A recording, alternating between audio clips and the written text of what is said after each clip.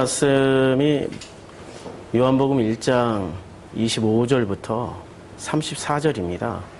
굉장히 길어서 우리가 교독문으로 대신 다 교독하면서 봉독했습니다. 오늘 25절부터 34절까지 핵심 구절을 본다면은 우리는 전부 다 이런 식으로 뽑았어요. 그동안에 뭐를 뽑았냐면은 요한이 또 증언하여 이르되 32절 내가 봄에 성령이 비둘기 같이 하늘로부터 내려와서 그의 위에 머물렀더라. 그리고 34절 내가 보고 그가 하나님의 아들이심을 증언하였노라. 그러니까 32절부터 34절이 핵심이라고들 많이 뽑아냈어요. 그런데 이 핵심이 있기까지 25절부터 여러 가지의 그 백그라운드가 나옵니다. 백그라운드가 굉장히 중요하죠. 백뮤직 없이 가수가 이렇게 노래를 부르려면은 굉장한 실력이 있어야 돼요. 백뮤직이 있어야 되는 겁니다. 살짝 실력이 없는 분들은. 근데 예수님이 등장하는 장면에 굉장한 백그라운드, 백뮤직이 여기서 깔립니다. 첫 번째가 뭐가 깔리냐면은 이 구절은 24절로 이어지는 구절입니다. 24절에 그들은 바리새인들이 보낸 자라. 그들이 누구죠? 세례 요한에게 와서 물었던 사람들이에요. 근데 세례 요한에게 너는 누구냐? 라고 물었던 사람들인데 그렇게 물었던 사람들의 백그라운드, 지금 이 전체적인 백그라운드에 또 백그라운드가 먼저 하나 있었어요. 백그라운드의 백그라운드가 뭐였죠? 바리새였습니다.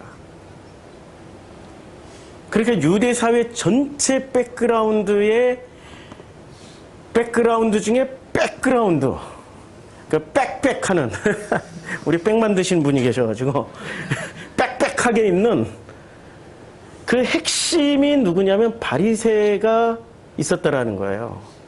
그러니까 유대인들의 전체적인 마인드는 지금 누가 조종하고 있습니까?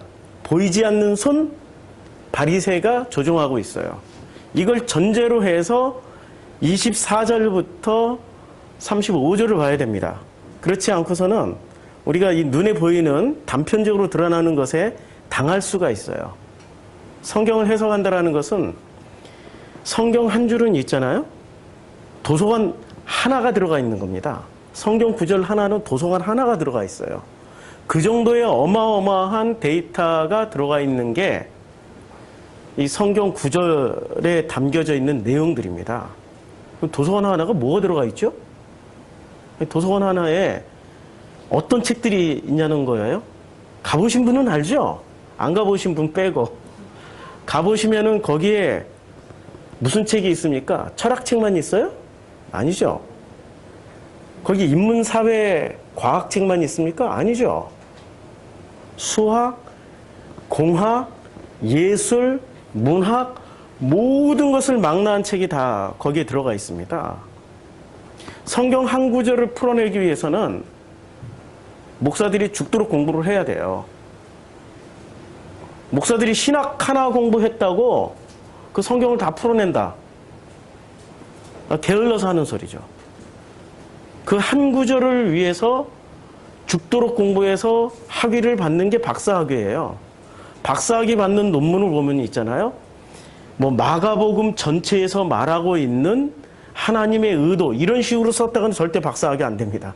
그는 그냥 리포트에나 그렇게 쓰는 거예요. 그 학부 리포트에나 광범위하게. 박사학위는 마가에서 말하고 있는 태초에라는 단어, 태초에 뭐 첫 시작이 어떻게 되죠? 마가복음 1장 1절?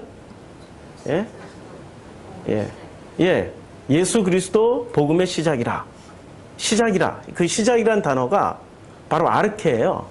그럼 마가복음의 아르케와 요한복음의 태초에도 아르케예요. 아르케에 대한 비교 연구 이러면 박사학위 들어갈 수 있어요. 그러니까 뭐 대단한 페이지를 연구하고 대단한 권을 연구하는 게 아니라 단어 하나 가지고 박사학위 받는 겁니다. 근데 그 단어 하나를 풀어내기 위해서 박사들은 인류사에 존재했던 아르케라는 백데이터를 다 찾아가지고 그걸 상호 조합해서 자기 의견을 내놓는 게 박사학위예요. 목사는 신학자가 아니란 말입니다. 목사의 설교를 듣고 있는 분들은 거기에 상업을 하시는 분이 있을 것이고, 그리고 이공계에서 종사하시는 분들이 있을 것이고, 문과 출신의 사무실에 앉아서 근무하시는 분이 있을 것이고, 자영업을 하시는 분, 요새 치킨집 안 하시는 분이 없잖아요. 치킨집 하는 분들이 있고, 이걸 신학으로만 풀어내면은 어떻게 알아들어요? 도서관 하나에 다 담겨져 있는 내용.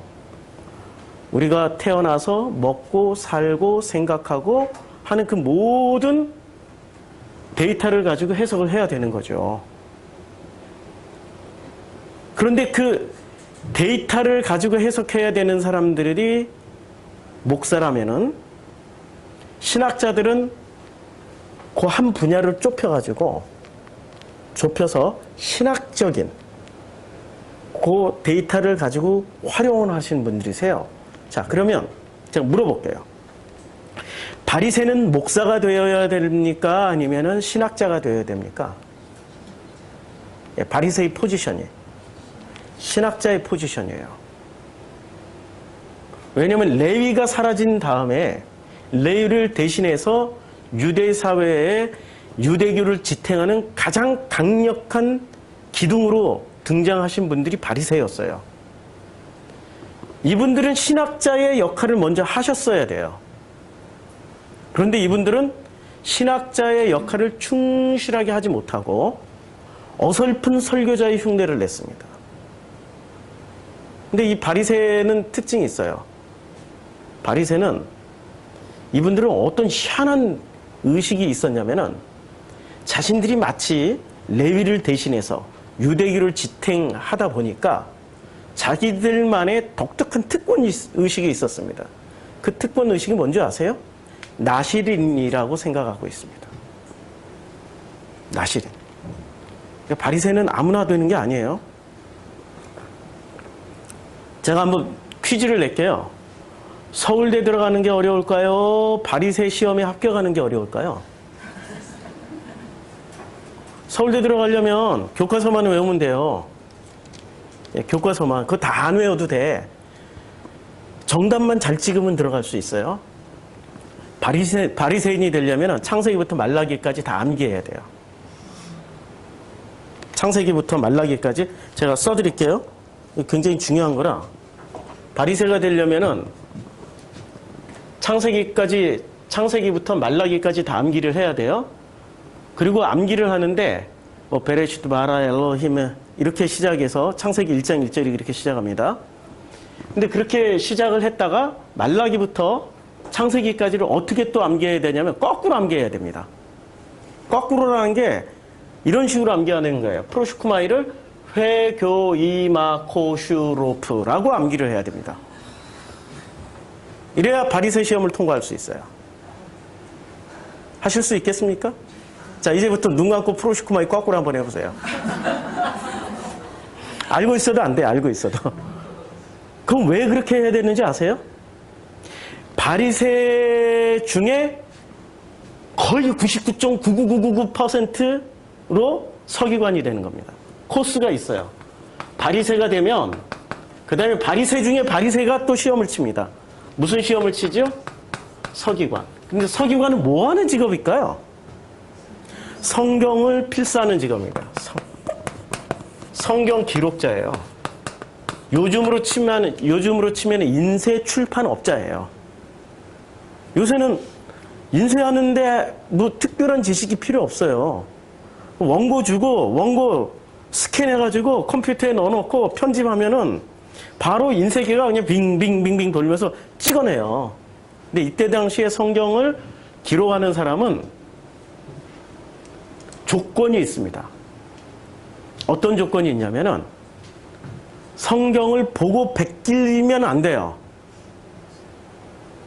성경을 보고 베끼는 게 정확할까요? 아니면 암기해서 써내는 게 정확할까요? 어떻게 그렇게 잘하세요? 암기해서 써내는 게 더 정확해요. 인간의 기억력은 놀랍습니다. 왜 거꾸로 암기해야 되냐면은 만약에 실라 했는데 그 암기를 하면은 읽을 때 어떻게 읽어요? 실라로 읽죠.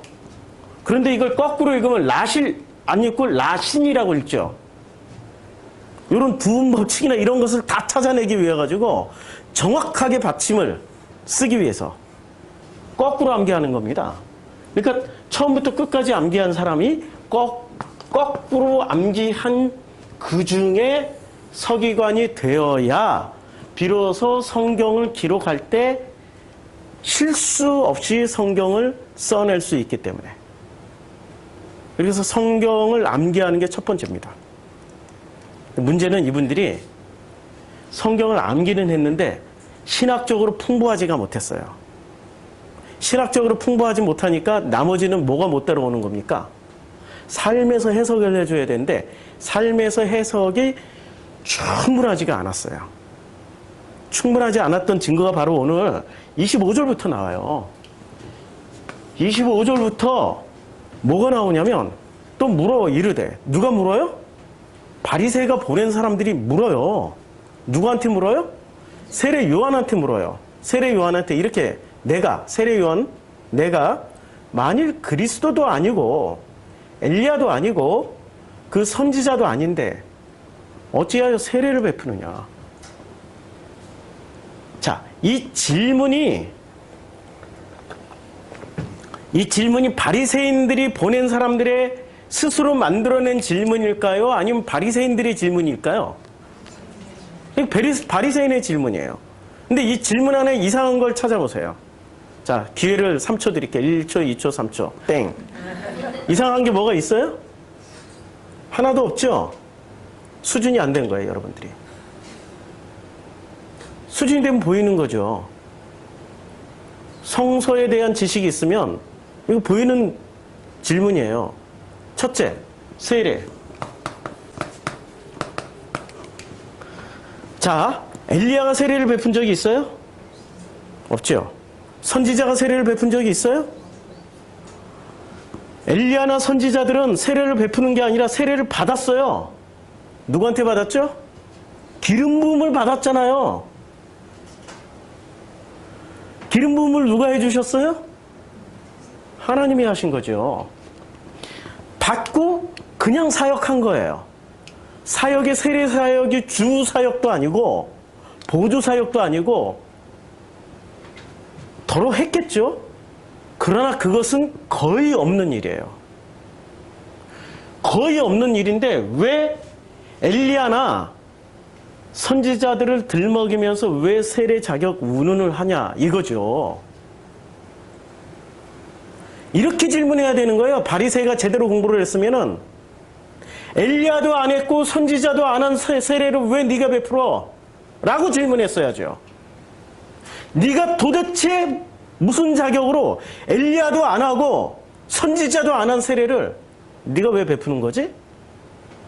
벌써 우리는 25절부터 우리가 바닥이 드러났습니다. 우리의 바닥은 탁탁 긁혀가지고 탈탈 털려야 돼요. 그래야 누룽지가 팍팍 긁혀야 다음 밥을 할 때 편해요. 다음 밥 하기 전에 누룽지가 붙어 있으면 까짝 붙어 있으면은 요새는 솥이 좋아서 다 떨어지긴 하더만 옛날에 가마솥 같은 경우는 잘 안 떨어져요. 냄비밥 할 때는 잘 안 떨어져요. 그건 물에 불려서 그거 하려면 엄청 고생합니다. 아니면 그냥 하면 타버리니까. 그때 요한이 뭐라고 대답하는지 아세요? 요한의 대답 수준도 한번 보세요. 자, 요한이 대답하되 나는 물로 세례를 베풀거니와 너희 가운데 너희가 알지 못하는 한 사람이 섰으니. 요한이 지금 뭐라고 대답을 합니까? 바리새인이 물어볼 때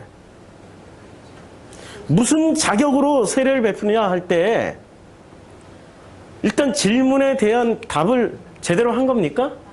안 한 거야. 그 다음에 질문 자체가 허점투성인데 그 허점을 받아치지도 않았어. 이걸 무슨 논쟁이라고 그러죠? 지금 25절과 26절의 이 논쟁은 누구 대 누구의 논쟁이에요? 바리새 대 세례 요한의 논쟁인데 이 요한의 논쟁을 자세히 보면은 허점투성이에요. 팩트를 가지고 하는 게 아니란 말입니다. 팩트가 없어요. 우리 종교가 지금 그렇다니까요.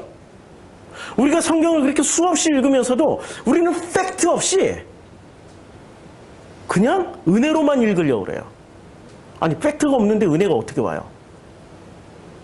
팩트가 있어야 은혜가 오는 거 아니에요? 아니, 사실이 없는데 믿음으로 그냥 땡겨온다고 그게 옵니까? 없는데, 여기 아무것도 없는데 믿음으로 믿습니다 하고 땡겨왔어. 땡겨와가지고 이게 은혜 받았어 하고 충만해지는 거는 진짜로 하나님이 주신 은혜예요? 자기 충만이에요? 지금 두 그룹이, 바리새도 요한도 이 논쟁을 보면은 팩트 없이 논쟁을 하고 있는 거예요. 둘 다 어디에 충만한 거죠? 하나님의 은혜에 충만한 겁니까? 자기 충만입니까? 자기 충만의 대표적인 사람이 여기서 한번 등장을 합니다. 사도행전 18장 24절에 보면은 18장 24절에 알렉산드리아에서 난 아볼로라 하는 유대인이 에베소에 이르니 이 사람은 언변이 좋고 성경이 능통한 자예요. 알렉산드리아 출신이에요. 알렉산드리아는 우리 성경 공부할 때 공부 엄청 많이 했습니다. 알렉산드리아에 제일 많은 게 뭐였어요? 제일 많은 게? 알렉산드리아에 제일 많은 게 뭐였냐면 도서관. 그 다음에 도서관이 많다 보니까 거기에 또 누가 많이 모여요? 학자들이 모이는 거예요.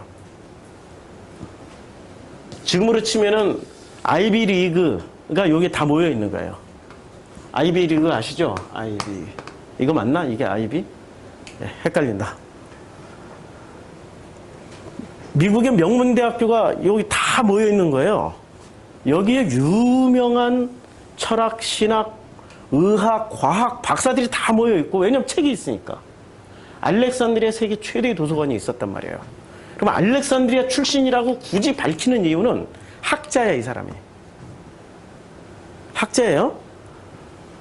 그래서 성경을 알으려면은 저처럼 여행을 좀 많이 하든지 아니면 도서관에 묻혀서, 제가 55년을 살았거든요. 저처럼 이렇게 여행을 하고 책은 만화책을 많이 읽어가지고 자랑은 할 수 없는데, 여행을 많이 하든지, 여행 와서 보니까 알렉산드리아 도서관을 그 자리에다가 세워놨더라고요. 엄청나게 커요. 근데 옛날만큼 못하다고 그러더라고요. 옛날에는 책이 그때 당시에 50만 권 정도가 있다고 그랬으니까, 그때 당시에 그 기록에 의하면은 어마어마한 거죠. 근데 알렉산드리아에서 난 아볼로라고 하는 사람, 이름도 아볼로예요. 아볼로는 유대식입니까? 헬라식입니까? 아니면은 로마식입니까? 이런 거 하나하나 따져야죠. 성경을 읽으려면. 지금 아볼로가, 우리는 아볼로라고 그랬지만 영어로 하면 뭐죠? 아폴로예요. 그러면 유대식이에요? 일단 유대인은 아니야. 유대식은 아니에요. 로마식입니까? 로마는 무슨 센티멘티우스, 무슨 막시무스 이래야 되죠. 예. 유스티아누스 뭐 이래야 돼요. 그럼 로마식이 아니에요. 근데 아폴로라는 이름은 신전이 있죠. 아폴로 신전. 자, 이 사람 이름은 아폴로예요. 그럼 누구 이름을 딴 거예요? 유대의 신의 이름을 딴 게 아니에요. 유대의 선지자들의 이름을 딴 게 아니에요. 이 사람이 유대 전통이 강하게 있었던 집안 같았으면 이름은 자기가 지어요? 아버지가 지어줘요? 아버지가 지어주죠. 아버지는 유대인이었을지 몰라도 유대 사회를 신봉하거나 구약 성경에 있는 내용들을 존경하지 않아요. 만약에 존경했으면 아볼로라고 안 짓고 뭐라고 지어줬겠어요? 이름을? 예? 뭐라고 지어줬겠어요? 제일 많이 짓는 거 요셉, 다윗, 무슨 솔로몬 이렇게 짓겠죠. 우리나라에 요셉 한번 손 들어봐 그러면 몇십만 명 들 것 같아. 다윗 한번 들어봐 그러면, 우리 교회 한번 출석했던 우리 다솔이 한번 들어봐. 다윗과 솔로몬 합쳐 다솔이 들어봐.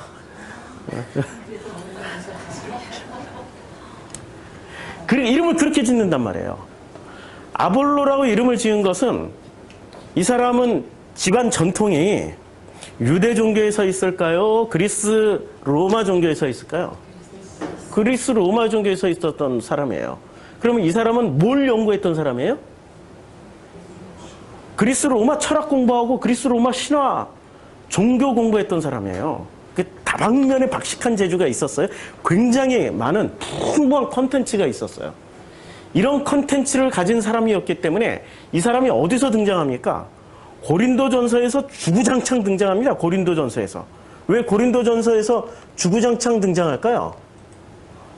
네? 고린도전서에서 제일 많이 나와요. 아볼로는 사도행전하고 고린도전서에 압도적으로 많이 나옵니다. 고린도전서 1장에 보면은 이렇게 나오잖아요. 내가 1장 12절 내가 이것을 말하거니와 너희가 각각 이르되 나는 바울에게 나는 아볼로에게. 근데 고린도 교회는 누가 개척했어요? 바울이 개척했는데 갑자기 바울에 필적할 만한 인물이 하나 떡 하고 등장합니다. 누구죠? 아볼로가 혜성과 같이 등장을 해요. 아니 우리가 이 팔을 지금 압축하면 여기 등장인물이 4분이 나오시는데 바울, 아볼로, 게바, 베드로죠? 그리스도. 예. 그러면 각각 뭐를 붙잡고 있는 게 내가 정통이야 라고 붙잡고 있는 거예요. 우리가 이해를 하기에는 게바는 이해가 돼. 사도니까. 사도 중에 대표였으니까. 게바는 이해를 해. 그러니까 바울이 전도를 했더라도 바울이 개척을 했더라도 그래 바울 얘기만 다 정통이 아닌 것 같아. 찾아보니까 사도들이 더 정통성이 있을 것 같아. 그래서 나는 게바파야.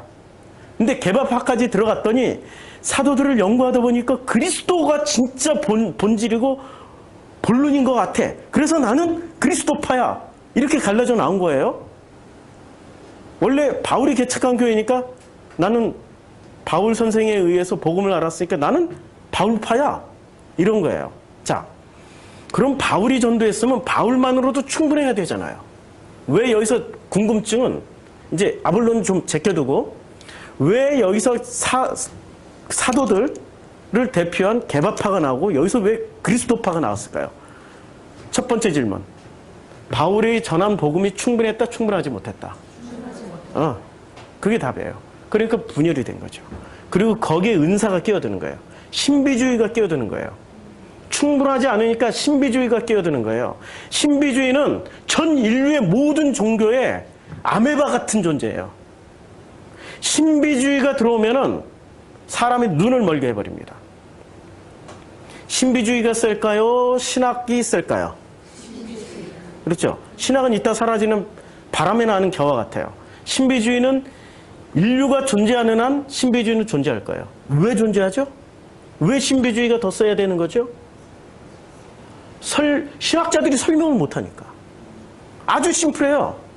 신학자들과 목사들이 설명을 못 해내니까 종교를 전부 다 뭐로 집어넣어요? 놀라운 신비로 다 집어넣어놓고 신비주의를 끌어다 쓸 수밖에 없게 만들어버려요. 그리고 지들도 타협을 해. 신비주의하고. 플러신학대학교에 대표적인 신비주의 교수가 한 분 계시죠? 이름 거론하면 그분 제자들이 또 저에게 돌을 엄청 던질까봐 이름을 거론하지 못하겠는데 그분은 수업 시간에 형제요 어디가 많이 아프지? 아픈 사람은 그냥 보면 알잖아요. 예 아파요. 어디가 아파? 예 제가 어제 밤새 이게 통증이 있어가지고 이리 와봐. 이렇게 살살 만지면서 예수 이름으로 이렇게 나와. 이 친구가 너무 놀라워가지고 체험을 했어요. 그 다음부터는 신학에 관심 있어요? 신비주의에 관심 있어요? 예. 그래가지고 자기의 진짜 무슨 다리가 하나 이렇게 소아마비 친구를 데려왔어요. 자, 이 친구를 놓고 우리 이 수업 시간에 이제부터 다 함께 기도합시다. 이게 신학 공부가 아니고 신비주의 수업이 돼버린 거예요. 쥐야 믿습니다. 이렇게 했어요. 근데 한 40분 했더니 다리가 이렇게 멀쩡해졌어. 이런 걸 신학생들이 체험하기 시작하면은 학문으로 갈까요? 신비로 갈까요? 근데 이런 체험을 있어요. 없다란 얘기야. 오늘 지금 여기 신비주의가 나와요. 오늘 본문에. 신비주의 얘기하기 전에 미리 이렇게 밑박 깔아놓는 거예요. 베이직을 깔아놓는데 신비는 놀랍게도 기독교권만의 것이 아니라는 게 그게 또 신비예요. 그렇죠? 그게 함정이라니까. 모든 종교와 심지어는 종교를 안 가진 사람도 신비한 능력이 있어요. 모든 종교와 그 종교인이 아닌 사람에게도 신비한 능력이 있다니까요. 이렇게 앞니를 알아맞힌다든지 병을 고친다든지 아니면 불가능한 어떤 일을 해내는 걸 보면은 신비한 능력은 누구에게나 있는 거예요. 근데 그 능력을 극대화시키면 하나님께 영광 돌릴 줄 알죠? 잡신에게도 영광 돌릴 수 있다는 것을 명심해 두세요. 그게 신비주의의 함정이에요. 자, 그러면 개바에서 그리스도로 또 갈라지는 거예요. 그러니까 뭔가 계속 목마르다는 얘기예요. 고린도 교회에 있던 사람들이 계속 목말랐기 때문에 바울에게서 만족 못하고 개바로 갔다가 그리스도로 갔다가 결국에는 고린도 교회를 지배하는 대표적인 사상이 뭐였습니까? 고린도전서 13장 이후부터, 아니 12장 이후부터 내일 무슨 얘기만 해요? 은사 얘기하잖아요. 은사 얘기. 그러니까 결국에는 두루두루 돌아다녀. 바울에게서 복음을 들었다 그걸로 만족하지 못하고 와 이게 뭐야 하고 찾아보니까 와 대박게 진짜야. 그러다가 야 사도 전에 원래 그리스도가 오리지널 갔으니까 이게 정통이야 라고 얘기했던 사람들이 있다가 그들 또한 어디에 속혀버렸어요? 은사에 속혀버린 거예요. 지식으로 목말라서 돌아다니는 사람들은 결론은 어디로 가는 줄 아세요? 결국은 신비한테 붙잡혀요. 이게 아이러니입니다. 지식은 끝장이 없거든요. 끝이 없어요. 지식의 발목을 붙잡는 거는 신비예요. 제가 은사사역할 때 별의별 사람들 다 오는데 평균 학력 수준이 박사 학위 이상일 때가 며칠 동안 있었어요. 박사 하나가 오더니 그 다음에 의학 박사, 공학 박사 다 데리고 와. 자기 친구들 박사들. 문제가 있으니까 문제 해결을 자기네들이 합리적으로 해결하지 못하니까 신비한 능력으로 한 방에 해결하려고. 신비가 빨라요? 지식이 빨라요? 신비가 더 빠르죠.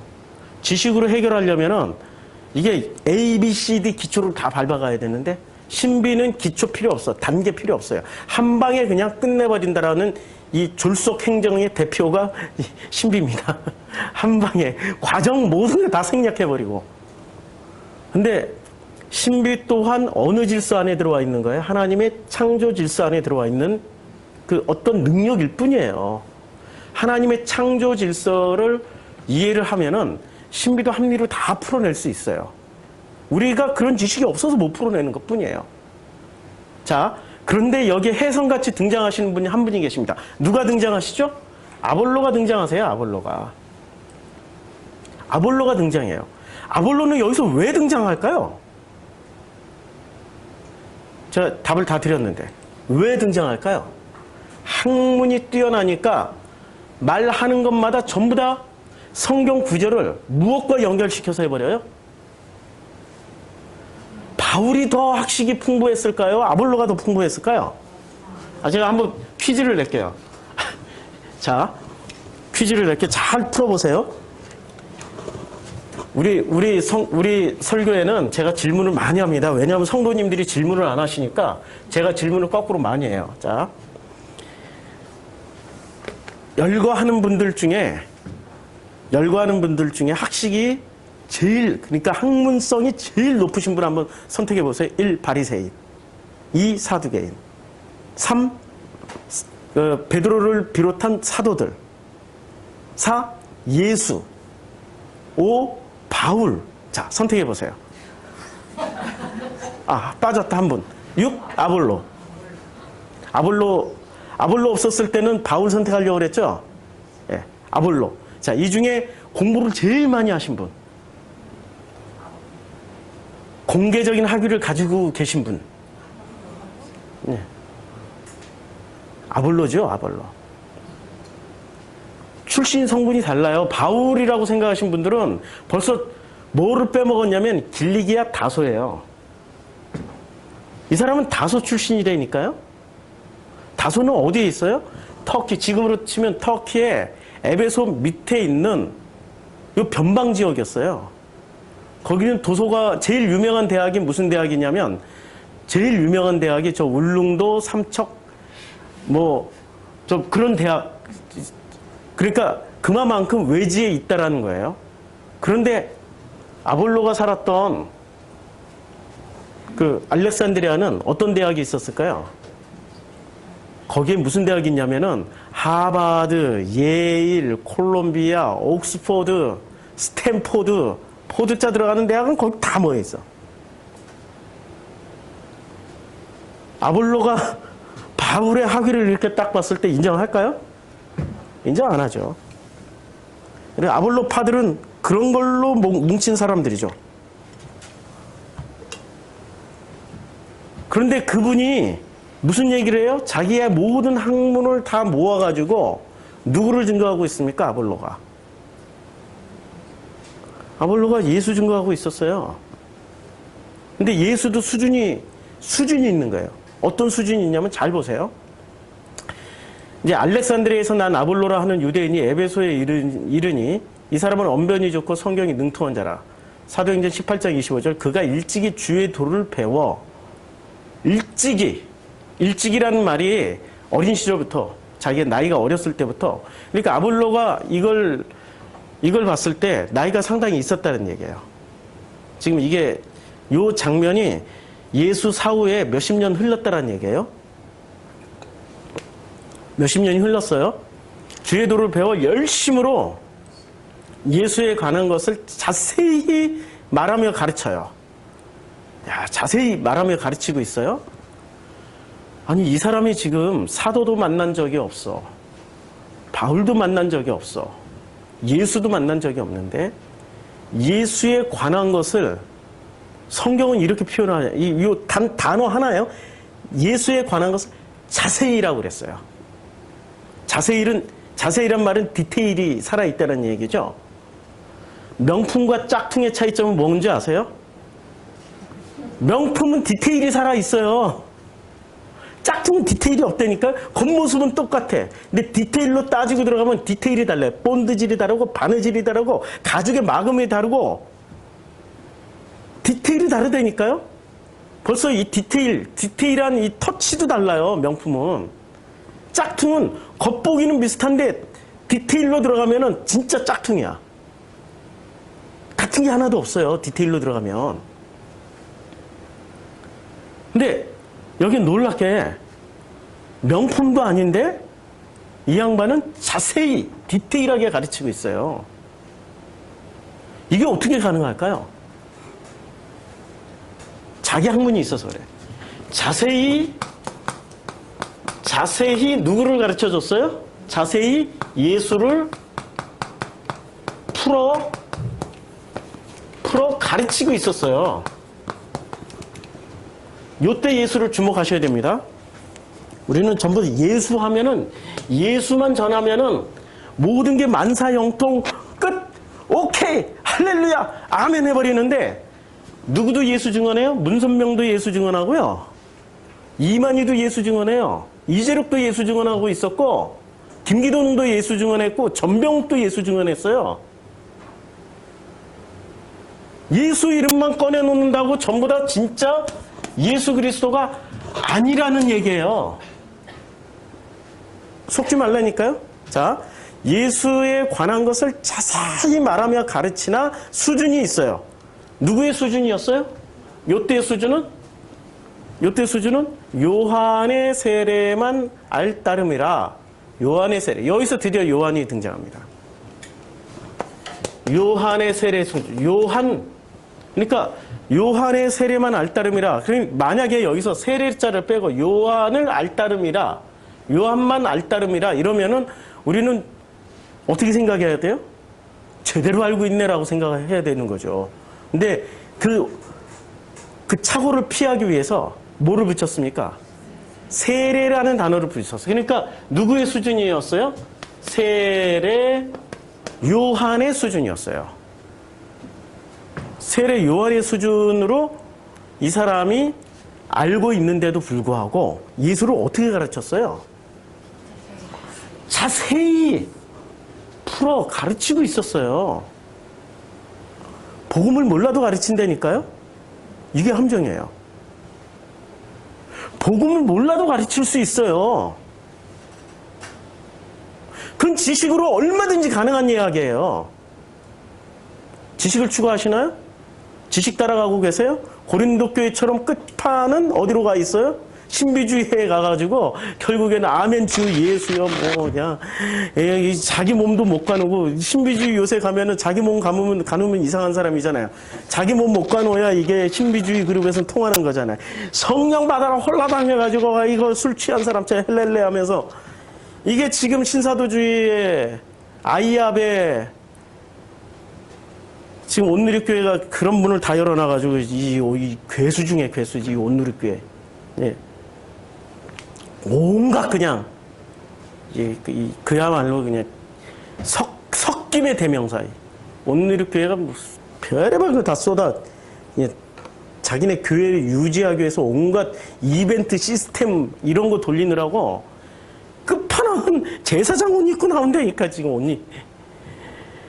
무슨 이스라엘의 무슨 나비의 전통을 에라이씨 예수가 다 무너뜨린 것을 도로 다 집어오는 그분들이세요. 몰라도 뭘 가르쳐요? 복음은 몰라도 예수를 자세히 가르칠 수 있어요. 어느 정도 수준만 되면은 세례 요한의 수준만 돼도 제가 이제까지 1강부터 지금 20강까지 누구 얘기했습니까? 예. 제가 등급을 매겼잖아요. 유대사회에 복음을 아는 수준. 세례 요한 밑에 누가 있어요? 바리새. 그러니까 세례 요한한테 와서 물어보잖아요. 근데 둘 다 얘기하는 게 팩트도 없이. 너 엘리야냐? 선지자냐? 어떻게 세례를 주느냐? 이러니까 나는 물로 세례를 주지만 뭐 이렇게. 둘 다 지금 무슨 얘기를 하고 있어요? 팩트가 없이. 얘네들 얘기하는 거 보면 옛날 개그 프로그램 보는 것 같아요. 아세요? 개그 프로그램? 제가 기억하는 기술이 서로 달라요. 누구는 개그 콘서트를 생각하지만 제가 생각하는 배삼룡과 이기동 이 정도 수준이에요. 제가 어린 시절에 봤던 정말 재미나게 봐서 기억이 아주 또렷한 이기동이 뭐라? 야, 너 아들 낳았다며? 근데 너 10대 독자 10대 독자 아들을 낳았대요. 근데 그 아들이 야 10대 독자인데 얼마나 귀하냐? 그러니까 아들이 길게 살게 해야 되는데 너 어떻게 길게 그래서 내가 있잖아 뭐 의료 시스템 뭐 다 해놨어. 그런데 그거 말고 진짜로 오래 살게 하려면 이름을 지어야 돼. 어떻게 지어야 돼? 그거는 있잖아 오래 사는 이름을 다 갖다 붙이면 오래 살 수 있어. 이름이 뭐지? 서수한무 거북이와 두루미 삼천갑자 도마사 이름 부르다가 나중에 돌이 굴러오는데 야 서수한무 동방 답답한지 야 이름 다 부르는데 돌 굴러온다 했는데 벌써 갔어. 이런 개그 프로그램. 둘이 지금 하고 있는 게 개그 프로그램을 하고 있는 거예요. 유대 사회에 유대기를 통해 가지고 복음을 알았다고 하는 대표적인 이 두 그룹이 오늘 요한복음 1장 25절부터 시작해서 개그 프로그램을 하고 있다니까요. 개그 콘서트 하고 있어요. 세례 요한은 어디서 뽀록 났어요? 아볼로를 통해서 뽀록 나버렸어요. 보세요. 요한의 세례만 알따름이라 그랬더니 어떤 일이 벌어졌냐면은 그것만 가지고도 어떻게 해요? 회당에서 담대히 말하기 시작하는 거예요. 원래 무식한 놈이 이겨지죠? 똑똑한 사람하고 제대로 공부한 사람하고 제대로 공부하지 않은 무식한 사람하고 붙으면 누가 이겨요? 무식한 사람이 이기는 거예요. 무식한 사람이. 지금 아볼로가 어떤 일을 벌이고 있습니까? 회당에서 담대하게 누구를 전하고 있어요? 예수를 전한다니까요. 우리는 전부 다 무슨 생각하냐면 복음을 몰라도 돼. 예수 이름만 증가하면 다 오케이야. 왜냐면 기독교가 넓어지고 기독교가 확장되고 기독교라는 단체가 커지기 때문에 우리는 단체 커지는 것을 통해 가지고 하나님이 역사를 하실 거야라는 착각을 하고 있었어요. 그거부터 빼세요. 기독교라는 단체를 통해서 역사를 하십니까? 하나님은? 온 우주 만물을 통해서 역사하십니까? 그거부터 각도를 잡으시라니까요.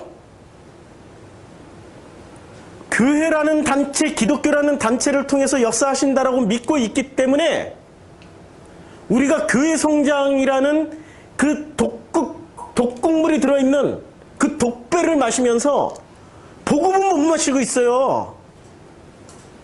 그 짧은 단어 하나 때문에, 그 짧은 명제 하나 때문에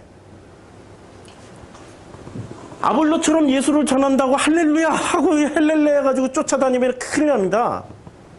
그렇게 다니면은 예수가 증거될 것 같아. 예수가 증거되는 게 아니라 교회 성장만 증거되고 있어요. 기독교 성장만 증거되고 있어요. 숫자에만 관심이 가, 숫자에만. 손석희 아나운서가 그 브리핑에서 그렇게 얘기를 했잖아요. JTBC 뉴스에서. 기독교가 유럽으로 건너갔을 땐 철학이 되었고, 그 기독교가 미국으로 건너가서는 기업이 되었고, 기독교가 한국으로 와서는 뭐가 됐어요? 대기업이 되었어. 대기업이 되었어. 전 세계 가장 큰 교회 10개 중에 9개가 한국에 있어요. 그것도 서울시 한복판에 다 있어. 대기업이잖아요. 국가 권력도 어떻게 못해요. 그들의 눈치를 봐야 되는 거지. 온갖 비리와 부정부패를 다 저지르신 그 순볶음밥에 그분은 절대 감옥에 안 가세요. MSG 당회장님은 비자금 관리하시던 분이 살해당했는지 자살했는지는 모르지만 뒷조사를 안 하세요. 그만큼의 권력이 있는 거죠. 숫자가 권력이지 숫자가 예수 증거하는 것하고 상관없어지는 거예요. 숫자라는 함정에 요 구절 하나만 보더라도 18장 25절 하나만 보더라도 숫자가 얼마나 우리에게 해악을 주는지를 바로 아는데, 예수를 바르게 전해야지 예수 이름만 증거한다고 해서 되는 게 아니란 말입니다. 그리고 이것을 엄청 해박한 어떤 지식을 가지고 전한다고 해서 해결되는 게 아니란 얘기예요. 그래서 26절 그가 회당에서 담대히 얘기해. 그것도 얼마나 확신에 찼으면은 자기 수준에서 확신이 있는가. 자기 수준에서. 학문이 더해지면 더해질수록 확신이 어떻게 될까요? 그 확신의 끝판왕을 누가 보여주셨어요? 소크라테스. 너 자신을 알라. 베르그송. 내가 진짜로 아는 거 맞아? 내 진짜로 아는 게 맞냐고. 스피노자. 아니, 데카르트. 나는 생각하는 거 보니까 있는 것 같아. 존재하는 것 같다니까? 학문을 하면 할수록, 공부를 하면 할수록, 뭔가를 깊이 몰두하면 몰두할수록, 진짜 파헤치고 파헤치고 파헤치면 파헤칠수록 뭐를 알게 되냐면, 너 자신을 알라. 그리고 내 자신을 들여다보니까 세상에 about. 잘 보세요. 이 about이. 맞나요? 이게 about이? 하도 안 써봐가지고. about 지저스는 공부를 많이 했어요. about 지저스는 공부를 많이 했는데 about me는 안 했어. 자기 자신에 대해서 아는 사람 있어요? 내가 누군지 아는 사람이 있냐고요. 성서는 있잖아요. 예수를 알아가는 길이 나를 알아가는 길이에요. 이게 성경이 우리에게 보여주는 길이에요. 성경은 열심히 공부하고 교회는 열심히 다니면서 성경 프로그램 다 해. 특히 온누리 기초부터 시작해가지고 제사장 공부까지 다 하신 분들이 우리 초창기 멤버들이었어요. 초창기 멤버들이 와가지고 제가 온누리 출신들의 그 뭐 대충 다 들어서 아는데, 그리고 초창기 모임도 온누리 교회 근처에서 했어요. 그쪽에 출신들이 굉장히 많으셔가지고 거기에 권사님도 우리 오셨는데 그분은 현대건설 부사장님의 사모님이셨어요. 아, 그 시절이 좋았어. 그 시절이 좋았어. 그런 멤버들하고 같이 공부할 때가. 아니면 그런 데이터가 다 나오니까. 그런데 그 그분들이 그렇게 라운드로 한 바퀴 도는 거야. 어바웃 예수에 대해서 공부는 그렇게 했는데 엄청 공부 많이 한 거예요. 진짜 전문학자들 모셔놓고 심지어는 헬라, 히브리어까지 공부하면서 다 했어요. 문제는 공허해. 혼돈하고 공허하고 흑암이 깊은 곳에 있어. 아무것도 남은 게 없는 거예요. 우리는 언제 충만해집니까? 예수할 때 충만해져요? 나를 할 때 충만해져요? 나를 할 때 고통으로 충만해질지 기쁨으로 충만해질지는 아무도 몰라. 아무도 모른다니까. 근데 어떤 식으로든지 간에 나를 알아가는 길이 그게 창조주 앞에 무릎을 꿇는 일이에요. 성경 창세기 1장은 우리들에게 혁명입니다. 창세기 1장이라는 건, 자, 창세기 1장의 그 포지션, 창세기 1장이 쓰여질 때 어디서 쓰여졌어요? 그냥 성서, 금뽕, 문뽕처럼 한번 생각해 보죠. 누구는 솔로몬 시대 때 쓰여졌다, 누구는 포로기 이후에 쓰여졌다. 여러 가지 학설들이 많아요. 그러니까 뭔지 잘 몰라. 신학 공부를 많이 하면 많이 할수록 이건 광야에서 쓰여졌어! 뭐 이렇게 얘기할 수가 없어요. 근데 다 종합해보면 광야에서 쓰여졌던, 솔로몬 시대에 쓰여졌던, 아니면 포로기 이후에 쓰여졌던, 여하튼 간에 언제 쓰여졌든 간에 그 시대적 배경 중에 종교적 상황을 보자고요. 다신교의 유일신교예요. 창세기가 쓰여졌던 그 상황이 다신교 주류 사회였어요? 유일신교, 오직 유일신교 사상이었어요? 광야에서는 전부 다신교였어요. 광야에는 100% 다신교. 포로기 시대 때는 유일신교 중심에서 조로아스터교였죠. 조로아스터교가 그럼 무슨 우상숭배, 불을 숭배하고 이게 아니고 조로아스터교는 유일신 종교예요. 유일신 종교. 아우라 마지다를 숭배하는 유일신, 이름이 아우라 마지다잖아요. 뭐 하나님이 아니잖아요. 아니, 아우라 마지다를 하나님으로 번역하면 돼요. 엘로힘을 하나님으로 번역했듯이 알라를 하나님으로 번역하면 되는 거고요. 그건 번역상의 문제이지. 파르시 언어로 아우라 마지다는 하나님이에요. 엘로힘이었고 거기서 쓰여질 가능성이 높을 것 같아요. 유일신이 거기서 나왔으니까. 근데 그건 학자들의 의견이고, 그럼 솔로몬 시대 때 쓰여질 때는 솔로몬 자체가 다신교였어. 자기 마누라 올 때마다 우상 하나씩, 종교 하나씩 들고 왔단 말이에요. 다신교였어요. 그러니까 창세기 1장은 어떤 배경에서 쓰여졌냐면, 놀랍게도 창세기 1장은 다신교 배경에서 쓰여졌어요. 다신교의 공통분모는 전부 뭘 가지고 있습니까? 하나님을 숭배하는 거예요? 자기 자신을 숭배하는 거예요? 자기가 신이에요. 자기가 신. 말 잘 듣는 신을 선택하는 게 다신교야. 아이고, 이 리모컨 신이요, 말을 잘 들어서 우리 여기는 다 시원하게 해주시고 저도 특별하게 시원해 주시옵소서. 띠딕. 이게 우상숭배 종교의 본질이란 말이에요. 다신교 종교의 전통일 때는 자기가 마음껏 조종할 수 있고 마음껏 선택할 수 있는, 물질은 힌두교에서 가네신, 코끼리 신이 물질을 관장하고 있어요. 물질 신을 다 축복받고 싶어, 장사해, 그냥 물질에 관심이 많아. 그러면 집에 반드시 뭐를 모셔놔야 돼요? 가네신. 구원을 관장하는 신은 크리슈나. 이름도 비슷해. 크리슈나. 미국식으로 발음하면 크리슈나가 아니라 크라이슈나. 원래 힌두어는 받침이 이게 J가 I로 바뀌어요. 어떻게 하세요? 공부하신 분이 있네. 그래가지고 진도라고 발음해야 되는데 인도라고 발음을 해요. 이렇게 발음이 바뀌는 게 많아요. 이 힌디어 중에는. 그러니까 슈나가 스투로 바뀔 수도 있어요. 공통분모 90%야. 힌두교 신자들이 구원받기 위해서 누구를 갖다 모셔놔요? 크리슈나를 모셔놔요. 그러다 보니까 신들이 하나씩 늘어나요. 그 마음에 뭐가 담겨 있는 거예요?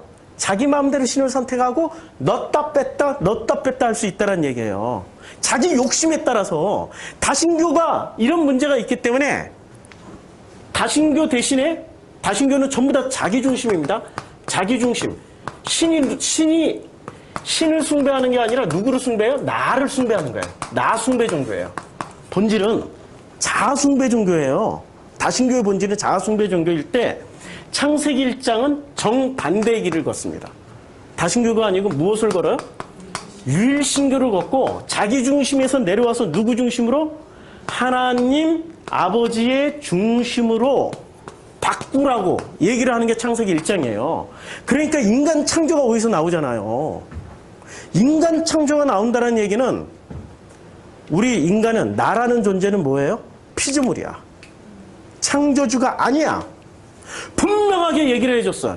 근데 어떤 습관이 있는 사람들, 이런 전통을, 다신교의 전통을 가지고 있는 어떤 그룹들은 원어 성경을 한다면서 우리가 신이라고 그래. 자기가 신이라. 우리도 아니야, 우리. 너는 모르니까 넌 신 아니고 같이 있어도 나만 알고 있으니까 내가 신이야. 나하고 똑같은 말을 해. 네가 신이 된다라고 얘기를 해요. 무슨 전통을 붙잡고 온 거야? 다신교 전통을 붙잡고 지금 신앙생활 하는 사람들이에요. 그 사람들은. 다신교 전통. 예, 이제 무더위 쉼터 말고 이제는 혹한기 쉼터. 제일 추울 때. 혹한기 쉼터 성경 공부할 때 다신교를 한번 파헤쳐 보자고요. 유일신교 대 다신교를. 이거 알아야 우리가 성경 알 거 아니에요. 요 정도 창세기에서 가장 핵심적으로 얘기하고 있는 것 중에 하나는 뭐 베레시트 빠라가 뭐 하나님의 영광이 왜 엘로힘이 그런 거 아니고 철저하게 하나님은 하나님이요 인간은 피조물이야. 이 말은 누가 하고 갔어요? 산은 산이요 물은 물이다. 그분이 목사님들보다 훌륭하세요. 그분이 목사님들보다 훌륭하시다니까요. 번지수를 분명하게 지정하고 하셨어요.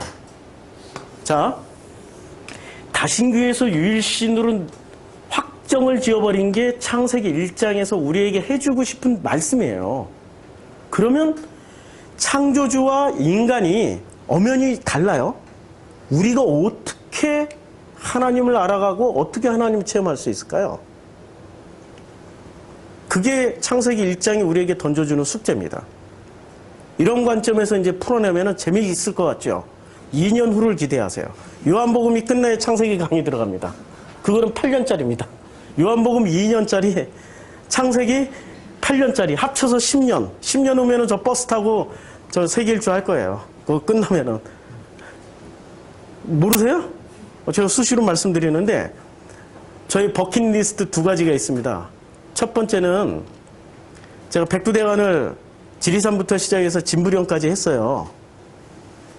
그것도 여름에 한 번 했고, 겨울에, 한겨울에 3명이 출발했다가 2명은 한 보름 만에 다 떨어져 나가고, 측풍령에서 끝나고, 저 혼자, 그야말로 그 눈이, 거기까지 남쪽엔 눈이 그때는 많이 안 쌓였어요. 1월 1일 날 출발했는데, 지리산 딱 지나고 나니까 눈이 많이 안 쌓였는데, 저 혼자 갈 때, 와, 소백산 근처부터 눈이 쌓이기 시작하는데, 눈이 3m쯤 쌓여요. 이 백두대간 마루구매. 그러면 제가 키가 작잖아요? 빠지면 3m가 빠져야 되는데 눈은 그렇게 안 돼요. 눌리니까 또 배낭이 뒤에 요만큼 튀어나와 있으니까 빠져봐야 이 정도 허리까지밖에 안 빠지는데 이 정도 빠지는 데서 제가 10m 가려면은 몇 시간 걸릴까요? 아니, 잘못 물었다. 몇 분 걸릴까요? 예. 제가 10m 가는데 1시간 걸려요. 이게 발이 안 나오잖아요. 눈에 빠져서. 이거 발을 어떻게 빼? 점프해도 점프가 안 되는데, 점프할수록 들어가는데, 점프할수록 들어가는데, 눈을 다 파야 돼. 그냥 완전히 그냥 포크레인이 돼가지고 눈을 파. 1시간 10m 가가지고 지쳐서, 이렇게 눈 속에 그냥 푹 누워있으면, 이렇게 바람이 휙 지나가요, 위로. 근데 하나도 안 추워. 아, 따뜻해. 한숨 자고 싶다. 그러면 이제 봄에 발견되는 거야. 그걸 안 죽고 살아났어요. 살아나서 여기 지금 설교하고 있단 말이에요, 지금. 그걸 혼자 그렇게 2달을 그렇게 걸었어요. 잠잘 때는 눈 파고 눈 속에서 텐트 치고, 왜냐면 바람 날아가니까 눈 속에다 텐트 치고 눈 녹여서 눈 녹인 물로 밥 해먹고 눈 녹인 물 얼려놨다가, 아니 눈 녹인 물 받아놨다가 얼지 않도록 내 침낭 안에 넣고 끌어안고 자야 돼. 안 그러면 꽝꽝 울어. 영하 30도니까. 영하 30도니까 모든 전자제품 다 풀어놓고 배터리 있는 거는. 이게 따뜻해야지 배터리가 방전이 안 돼요. 다 다 끌어안고 자. 이 침낭 속에 내 친구들, 2달 동안 내 친구가 되어줬던 물통, 시계, 휴대폰, 카메라, 배터리 모두에게 감사드려요. 예, 내 친구들 나와 2달 동안 같이 동침을 해줬다. 그래서 버킷리스트 하나는 이제 진부령에서 시작해서 백두산까지 가야 백두대간이 완성되는 겁니다.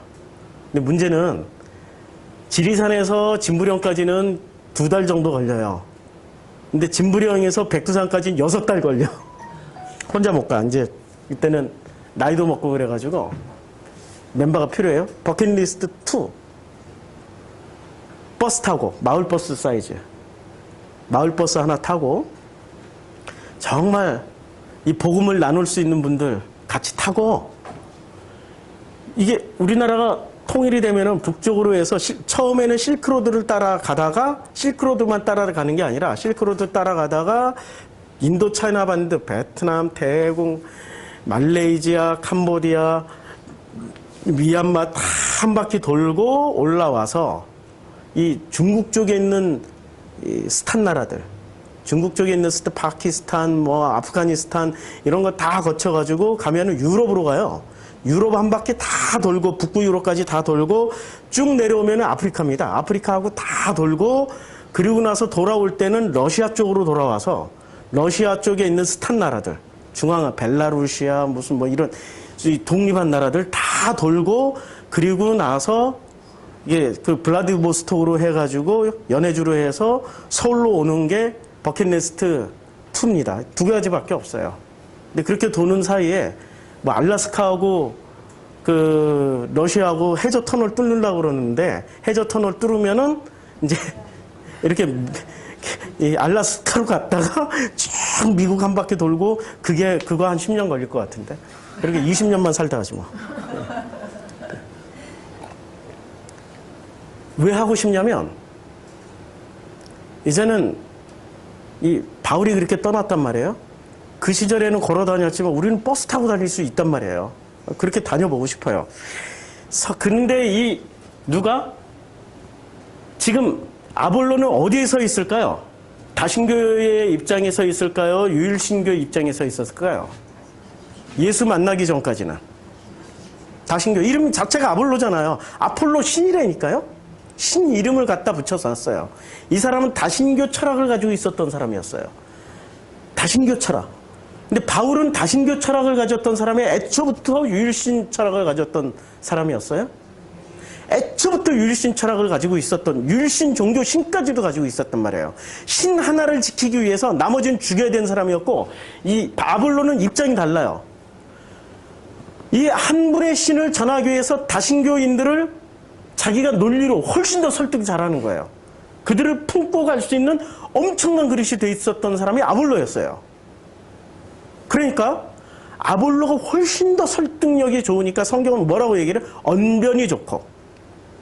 언변이 좋고, 그리고 성경에 능통하는 사람이 돼버렸어요.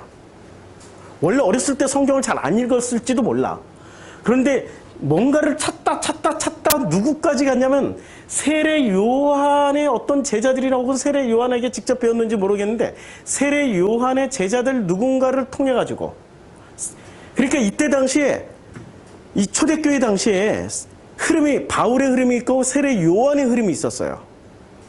그 다음에 사도의 흐름이 있었고, 요 세 가지가 공존하고 있었어요. 세례 요한의 어떤 것을 배워가지고 이것만 가지고도 성경을 아주 자세하게 풀어서 얘기를 해줄 수 있었던 거죠. 그런데 회당에서 담대히 말할 때 거기에 누가 있었습니까? 바울의 제자였던 브리스길라가 아굴라가 듣고 데려다가 하나님의 도를 더 정확하게 풀어줘요. 여기서 중요한 거는 더 자세히가 아니라 여기는 더 정확하게. 그러니까 이 정확은 아마 다신교에서 유일신교로 확실하게 넘어올 수 있게. 다신교에서 유일신교로 넘어온 거, 이것만 가지고도 몇십 년 풀어내야 돼요. 이거 하나만 제대로 알아도 야훼가 누군지를 알 수 있어요. 어마어마한 데이터가 있는 거죠. 더 정확하게 풀어 이르더라. 그리고 27절 아볼로가 아가야로 건너가고자 함으로 형제들이 그를 격려하여 이제 아볼로가 드디어 알게 된 거예요. 아가야로 건너가서 이제는 막 진짜 힘있게 전하고 싶어요. 그래서 형제들은 그를 격려하며 형제들이 이제 이 형제들은 어떤 형제들이죠? 바울을 통해서 복음을 들었던 브리스길라와 아굴라와 함께하고 있었던 사람들, 그 형제들이 제자들에게 누구에게 썼어요?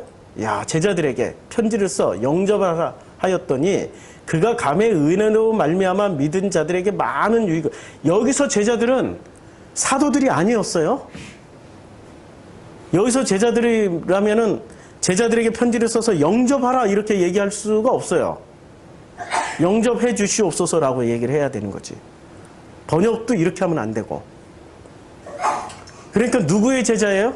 전부 바울의 제자들에게. 그러니까 바울 그룹에 철저하게 속해 있었어요. 그런데 그는 바울을 통해서 배운 것을 그냥 전했는데 전하는 방식이 좀 달랐단 말이에요. 풍부하게, 플루언트하게. 아주 상세하게 잘 전했더니 바울보다 더 디테일하니까 사람들이, 고린도 교회에 있던 사람들이 바울보다 더 디테일한데, 그리고 슬쩍 빠져나와가지고 우리는 바울파, 우리는 아볼로파 이래버린 거예요. 우리는 아볼로파. 우리 교회하고 저기 갈라져 나간 그분들하고는 달라요. 지금 이런 맥락이 아니에요. 전혀 달라요.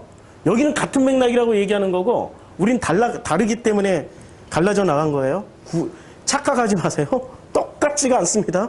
똑같다고 생각하시면 안 돼요. 우리 전화하시는 분들 중에 아니 뭐 같이 사역을 하셨기 때문에 두 분이 똑같은 메시지를 전하시는 것 같고 그렇게 말씀하시는데 달라요. 그가 감에 은혜로 말미암아 믿은 자들에게 많은 유익을 줘요. 은혜로 말미암아. 여기에 중요한 게 뭐로 말미암아? 은혜로 말미암아. 아볼로가 가르칠 때마다, 아볼로가 설교할 때마다 뭐가 있었다는 얘기예요? 은혜. 중요한 게 은혜예요. 지식이 아니고 은혜를 전한 사람이에요. 지식이 아니고 은혜를 전했어요. 자, 그러면 퀴즈 하나 또 낼게요. 고린도 교회에 있었던 4개의 파 중에 바울파, 아볼로파, 게바파, 그리스도파 중에 끝까지 자기가 선택한 것을 바꾸지 않고 갔던 사람들 어느 파였을까요? 예? 한번 용기 있게 대답을 해보세요. 끝까지 바꾸지 않고 갔던 그룹 어느 파였을까요? 예? 바울파? 왜? 지식이 충만해서? 아볼로파죠. 아볼로는 할 때마다 은혜 있게. 은혜라는 말이 우리가 오해를 하는데, 은혜 하면은 이게 카리스마예요. 카리스마. 헬라어로 카리스마인데, 이 카리스마 있게를 은혜라는 말이 무슨 압도적으로 이렇게 전하는 게 은혜가 아니고요. 은혜라는 것은 유일신 그 하나님이, 우리는 철저하게 피조물이지만 창조주 그 하나님이 우리와의 깊은 관계를 통해서 생겨나기 시작하는 게 은혜예요. 누구를 만난다는 얘기예요? 은혜라는 말은 매번 아볼로에게 들을 때마다 주님을 만나는 거예요. 아버지를 만나는 거예요. 제대로 잘 전하고 있는 거죠. 이는 이제 아볼로가 성경으로서 예수는 그리스도라고 증언하여 공중 앞에서 힘있게 유대인의 말을 어깁니다. 여기서 뭐만 전했습니까? 예수에 관한 것만 전했죠. 근데 28절에 뭐가 달라졌어요? 예수는 그리스도라. 이걸 전한 거예요. 이거는 예수는 그리스도라는 것은 예수는 그리스도다. 이거는 그 사도의 방식이었을까요? 바울의 방식이었을까요? 바울의 방식이었어요. 바울한테 배웠으니까. 바울의 제자들한테 배웠으니까.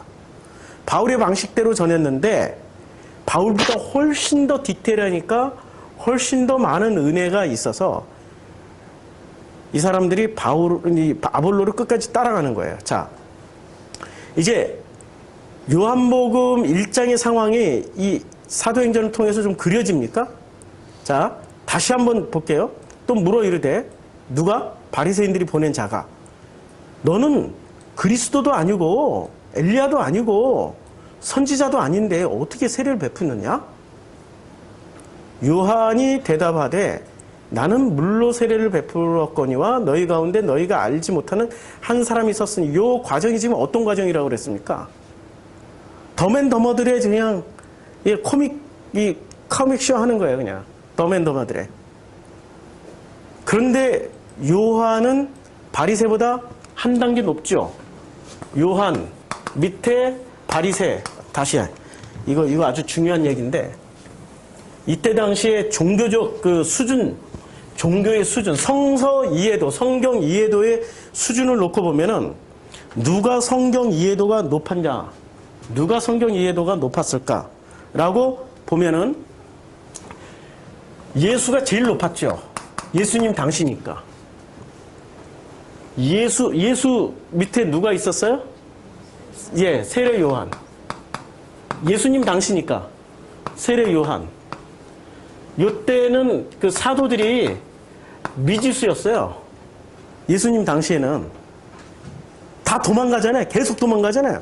계속 도망가잖아요. 계속 도망갔잖아요. 지난주 설교가 그거 했잖아요. 계속 도망갔잖아요. 계속 도망가요. 미지수야. 몰라, 이때 수준이. 이때는 드러나지도 않았고, 오순절 마가 다락방 사건, 마가 그 다락방의 성령 체험 사건 이후 이들이 예수의 그 수준은 됐는지 모르겠는데, 이걸 서서히 이것을 깨달아가기 시작해요. 그때 이후로부터. 그러니까 이제 요 관계도는 이렇게 놔두고, 물음표, 그다음에 세례 요한보다 조금 못했던 분들이 누구세요? 그러나 거의 덤앤더머. 여기는 예수를 인정했고 바리새. 여기는 예수를 인정하지 않은 거예요. 이 차이만 있는 거예요. 세례 요한은 예수를 인정했고 바리새는 예수를 인정하지 않은 거예요. 덤앤더머. 둘 다 덤앤더머예요, 그냥.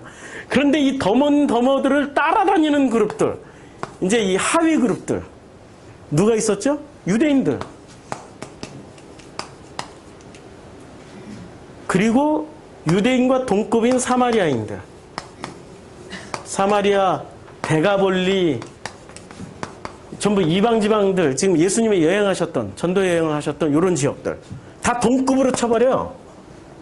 누가 더 많이 예수를 믿고 따릅니까? 사마리아나 데가볼리 지역 사람들.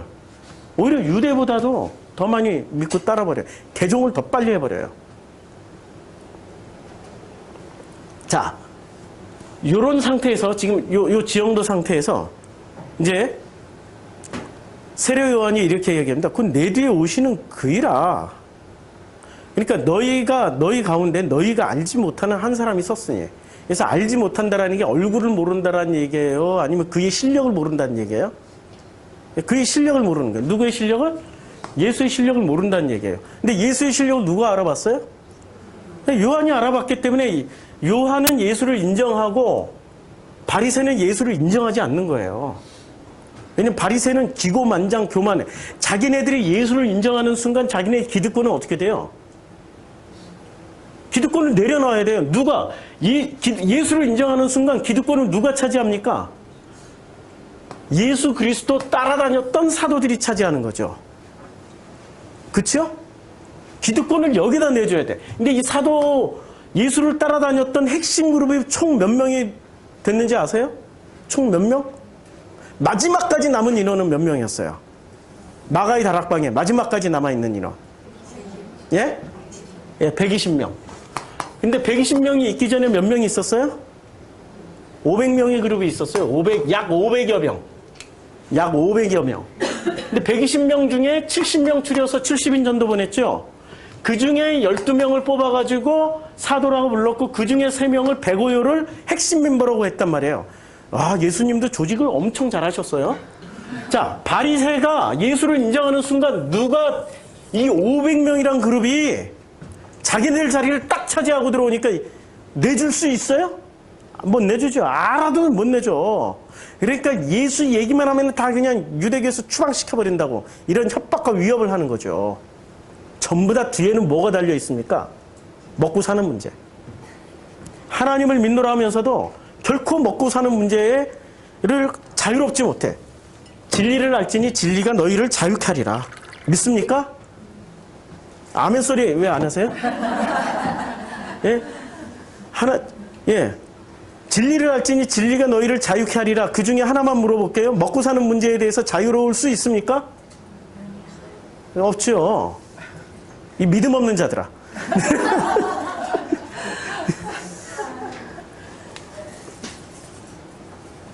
그러니까 복음은 나를 알아가는 거예요. 벌써 나를 들여다보니까 믿음이 없잖아요.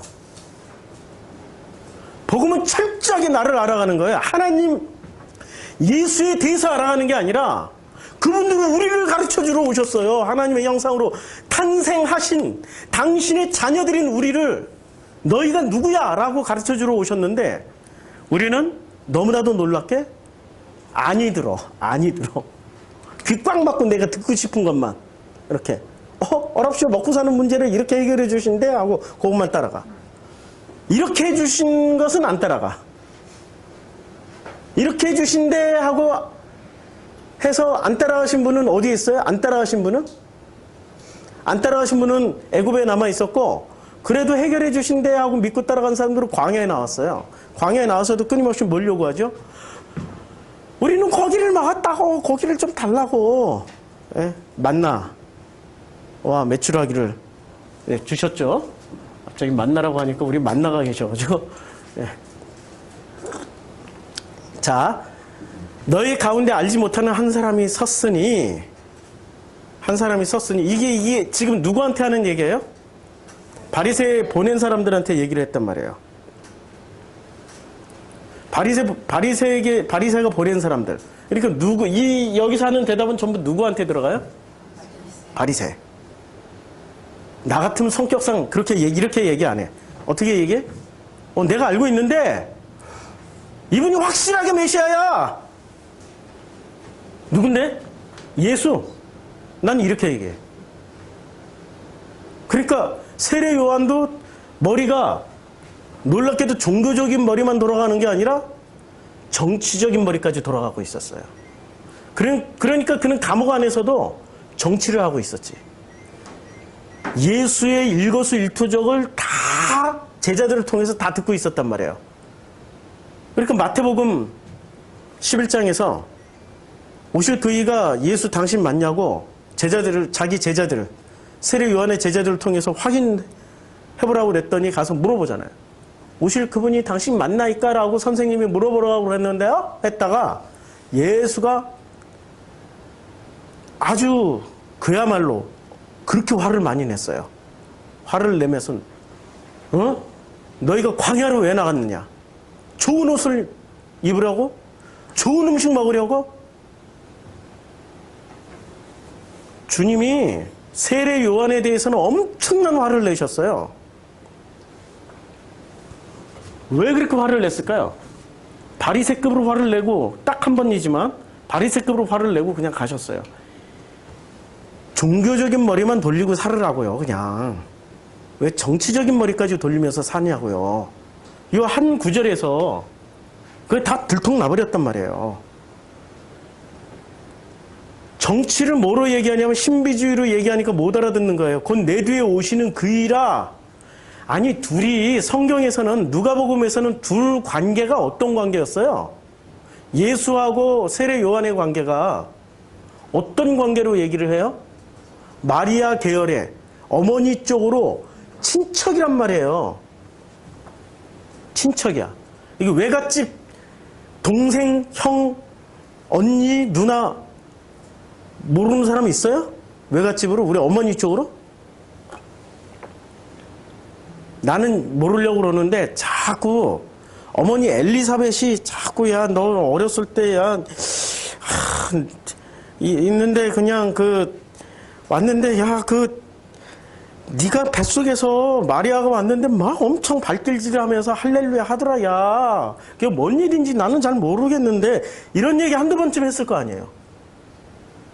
그렇죠? 아니 성경에 나와 있는 팩트대로만 얘기를 해도 왜 이렇게 신비주의를 덧칠해서 얘기를 할까요? 곧 내 뒤에 오시는 그이라?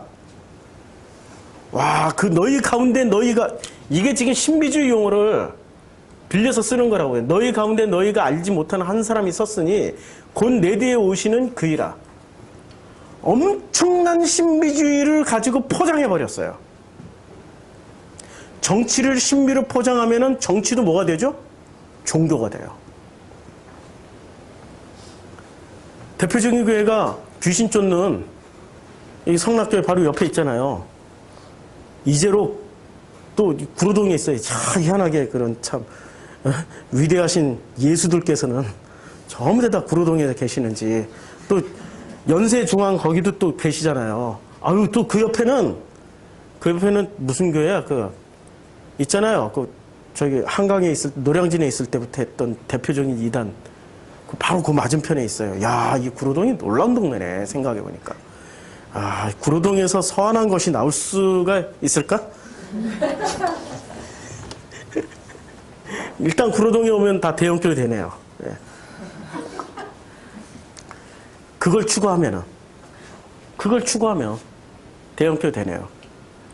뭐, 지금 여기다 뭐를 뒤집어 씌웠어요? 너희 가운데 너희가 알지 못하는 한 사람이 섰으나 곧 내 뒤에 오시는 그이라. 지금 100% 알고 있는 거예요. 누군지를. 그런데 왜 이렇게 얘기를 했을까요? 이상하지 않아요? 질문을 던지라니까. 성경을 읽을 때마다 질문을 던져.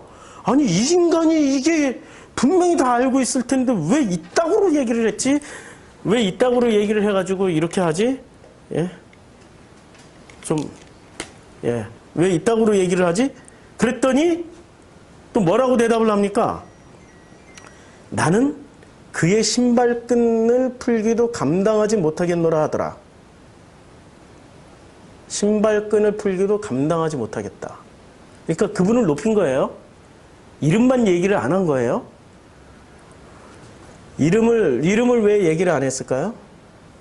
요한복음은 이렇게 얘기를 해요. 요한복음 9장에 가면 예수라고 이름을 부르는 자들은 다 출교시켜버리겠다. 출교라는 거는, 우리 개신교는 출교라는 것에 대해서 우리 목사들 부정부패 저질러가지고 출교당하잖아요?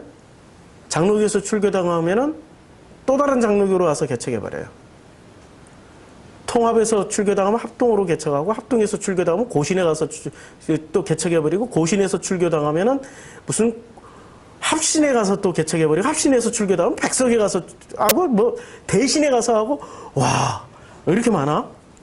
그러니까 출교라는 의미가 우리 개신교는 약해요.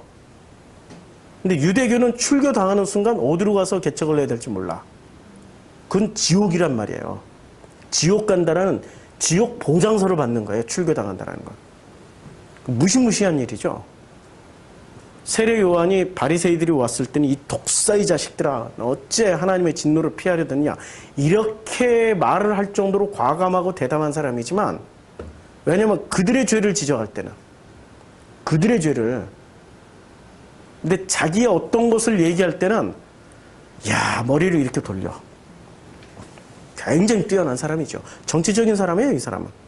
감옥 안에서 했던 일들을 보면은 기가 막히게 정치적인 사람입니다. 그러니까 정치적이기 때문에 온 유대와 예루살렘과 제사장과 바리새와 사두개와 세리와 군인과 한 명도 예외 없이 다 와서 세례를 받은 거예요. 예수는 정치적이지 않고 복음적이었잖아요. 그러니까 세례 요한보다 인기가 훨씬 떨어지는 거죠. 그렇죠? 일단 바리새 안 와. 제사장 안 와. 안 오는 사람들이 엄청 많아요. 이 사람은 굉장히 뛰어난 정치력을 가지고 있습니다. 그러면서 예수 얘기를 하고 있어요. 그걸 그대로 물려받은 사람이 누구였어요? 아볼로였어요. 근데 아볼로는 바울을 통해서 건너갔고, 이분은 못 건너간 거예요. 지금 현재는 못 건너갔어요. 못 건너갔어도 이분은 예수보다 훨씬 더 대형 교회를 만들었어요. 그럼 우리는 누구에게 권위를 부여하죠? 예수예요, 세례 요한이에요? 뭐를 보고? 모두가 가잖아. 이 세상에 신학 박사님도 가고, MSG 교회 당회장님도 가서 그 앞에 머리를 조아리고 있고, 심지어는 볶음밥, 그 순볶음밥 그분도 가서 머리를 조아리고 가서 혼나고 온다니까. 이 독사 이 자식아 이러면서 그분한테 혼나고 와. 우와! 당연히 그리로 가죠, 당연히. 보여지는 거나 세력이나 몽땅 다 당연히 그리로 가죠. 예수한테는 안 간다니까요?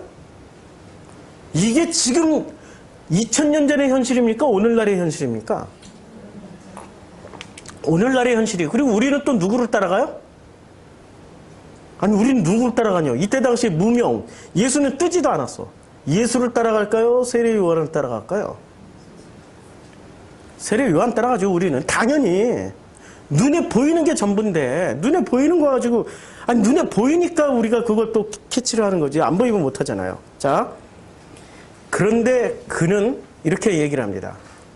나는 그의 신발끈은 풀기도 감당하지 못하겠노라. 와, 여기 이제 복선을 깔아놨어요. 대단한 분이라고 복선을 깔아놨어요. 근데 이름만 얘기 안 했을 뿐이야. 아예 이름만 얘기 안 했다니까. 이름만 얘기 안 했어. 이름만. 이슬람 선교하시는 이란에서 선교하시는 분이 이란에서는 예수라는 이름으로 자국민에게, 이란 사람에게 전도를 하면 어떻게 되는지 아세요? 전도를 하게 되면 어떻게 되는지 아십니까? 전도하는 사람과 전도받은 사람에게 물어봐. 너 개종했니? 너무 순진하게 대답해. 나는 예수 이름 듣고 나서 보니까 예수가 너무 좋아서 기독교로 개종했어. 그래, 두 사람 다 이리 와. 두 사람 다 공개 처형시켜요. 이란이거든요. 그러니까 전도를 할 때 뭐만 빼고 전도할까요? 지금 누구처럼 해요? 세례 요한처럼. 그랬더니 누가 나와요? 자기도 헷갈려, 자기도. 나중에 자기도 헷갈린다니까, 세례 요한이. 마태복음 11장 가가지고. 자, 여기서 이제 일단락이 되는 겁니다. 28절. 이 일은 요한이 세례를 베풀던 곳 요단강 건너편 베다니에서 일어난 일이에요. 베다니에서. 이 지명은 잘 기억해둬야 됩니다. 나중에 이게 5장이 한 번 더 나와요. 이튿날, 이제 드디어 이튿날이 지나갔어요. 요한이 예수께서 자기에게 나오심을 보고 이르되, 보라, 세상 죄를 지고 가는 하나님의 어린 양이로다. 야, 지금 이틀 만에 뭐가 반전이 됐어요, 지금. 근데 예수가, 자, 이 장면에서 우리가 의심을 해야 될 게 하나 있어요. 근데 이렇게 지금 설교를 지난주하고 완전히 다르게 지금 설교하고 있잖아요. 이게 더 재밌죠? 예, 훨씬 재밌죠? 원래 성경을 알아가는 재미가 최고예요. 예. 자, 요한이 예수께서 자기에게 나오심을 보고 이르되, 보라, 세상 죄를 지고 가는 하나님의 어린 양이로다. 내가 전에 말하기를 내 뒤에 오는 사람이 있는데 나보다 앞선 것은 그가 나보다 먼저 계심이라 한 것이 이 사람을 가리킴이라. 나도 그를 알지 못하였거니와 내가 와서 물로 세례를 베푸는 것은 그를 이스라엘에게 나타내려 함이라 하니라 하고, 함이라 하니라 무슨 말이 그래가지고 내가 보고 그가 하나님의 아들이심을 증언하였노라 라고 이야기를 해요. 자, 우리는 기독교는 지금 어디에다 방점을 찍냐면은 하나님의 아들이란 단어에 방점을 찍어요. 하나님의 아들. 하나님의 아들이라는 게 이때 당시 어떤 의미가 있을까요? 하나님의 아들. 하나님의 아들이라는 호칭. 제가 하나님의 아들이라는 호칭이 좀 우리가 분석을 해야 되는데, 요게 빨리 안 말라가지고, 이제 좀 말리고 할게요. 하나님의 아들이라는 호칭이, 너무 많이 흔들려. 자, 하나님의 아들. 우리는 이 하나님의 아들의 어떤 의미 부여를 하고 계시나요? 하나님의 아들. 지금 여기서 하나님의 아들이라고 그랬어요. 하나님의 아들이라고 2000년 당시에 하나님의 아들이라고 그러면 이때 당시에 사람들은 어떻게 생각을 했을까요? 예? 하나님의 아들일 이꼴 하나님이라고 생각했을 것 같죠? 이거부터 우리가 교정을 해야 돼요. 이거부터 교정하지 않는 이상은 우리가 성경 읽을 때마다 헷갈리기 시작하는 거예요. 지금 이때 당시의 상황이 로마의 식민지였어요. 로마 식민지 이전에 그리스 식민지였습니다. 자, 야고보를 영어로 하면은, 아니, 이름이 야고보가 아니고, 아볼로만 예를 들더라도 유대인이었지만, 이름이 뭐였어요? 이름이 헬라식이었잖아요. 헬라식이었어요. 이때 예수 당시에, 그리고 예수 사후에, 예수 전에 제사장들 이름 중에 헬라식의 이름이 굉장히 많았습니다. 우리나라 일제시대 때 우리는 식민지를 거쳐서 이해하기가 굉장히 편할 것 같아요. 일제시대 때 성공 출세하려면은 한국인 같아야 될까요? 일본인 같아야 될까요? 머리부터 발끝까지 일본 사람 같아야 돼요. 머리부터 발끝까지. 그래서 우리 지난번에 얘기를 했지만 코코넛이란 단어와 친일파라는 단어는 동급이다 라고 얘기했어요. 코코넛이 뭔지 아시죠? 코코넛은 껍질은 갈색이에요. 아주 진한 갈색이에요. 흑인의 피부색 같이. 근데 속은 어때요? 하얘요. 백인 피부 같이. 그러니까 흑인들 중에 백인의 유럽이나 미국의 어떤 그것을 동경하는 사람들은 자기를 흑인이라고 안 해요. I'm black 이렇게 얘기를 안 하고 I'm coconut 이렇게 얘기를 해요. 난 코코넛이라고. 왜냐면 내 껍질은 흑인이지만 알맹이는 백인이야. 친일파. 껍데기는 한국인이지만 내 알맹이는 얘는 껍질은 외모는 흑인이지만 알맹이는 속은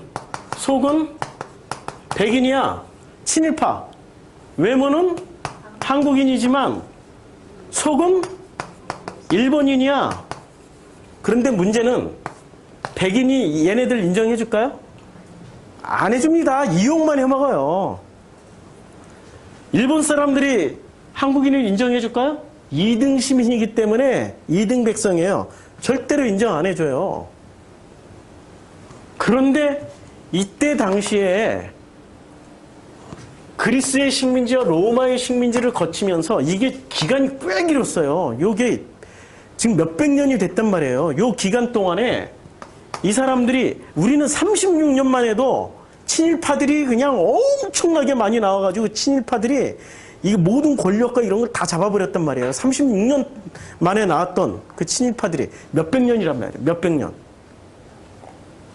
먹고 살고 권력을 가지고 뭐를 하려면 진리를 알지니 진리가 너희를 자유케 하리라. 그래 자유케 되기 위해서 나는 친 로마파가 됐어.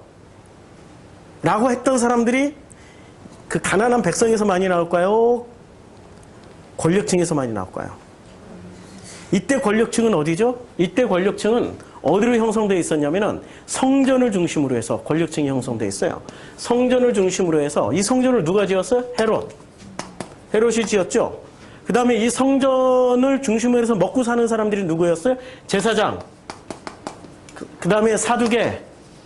그 다음에 이 제사장과 사두개를 뒤에서 컨트롤하는 요한복음에 따르면 바리새. 성전에는 사람들이 전 디아스포라 유대인들이 1년에 유대인들이 인구가 희한해요. 유대인들은 과거에도 1000만 명이고 지금도 1000만 명이야. 1000만 명 왔다 갔다 해. 왔다 갔다. 1000만 명 넘어도 2000만 명 안 넘고 1000만 명 이하로 또 떨어지지도 않아요. 희한하게 남자들만 오더라도 몇백만 명씩 오는 거예요. 그 사람들이 돈을 내요. 성전세를. 올 때마다 성전세를 낸단 말이에요. 성전세를. 그것만 다 모으면은 어마어마한 돈이 모이는 거예요. 어마어마한 돈이 모여요. 그러니까 여기를 중심으로 해서 그 권력을 이어가려면은 여기는 임명직이 제사장과 헤롯은 누구의 승인을 받아야 할 수 있는 자리인 줄 아세요? 제사장과 헤롯은 철저하게 로마의 승인을 받아야 됩니다. 로마는 왕이란 자리와 그 다음에 제사장이란 유대를 통치하기 위해서 제사장만 자기네들이 컨트롤하면은 제사장과 왕을 통해서 유대 사회 전체를 지배할 수 있는 거예요. 여기는 총독의 개념이고 여기는 캐톨릭으로 치면은 주교의 개념이에요. 로메로 신부 아시죠? 모르시죠? 잘못 물어봤다. 로메로 신부. 니카라가 산디니스타 그 반군이 있을 때 그때 그분이 니카라과의 주교였어요. 그 미국이 누구를 잡았냐면은 그때 당시에 친미 대통령을 세웠고 이 로메로 주교를 꽉 잡았어요.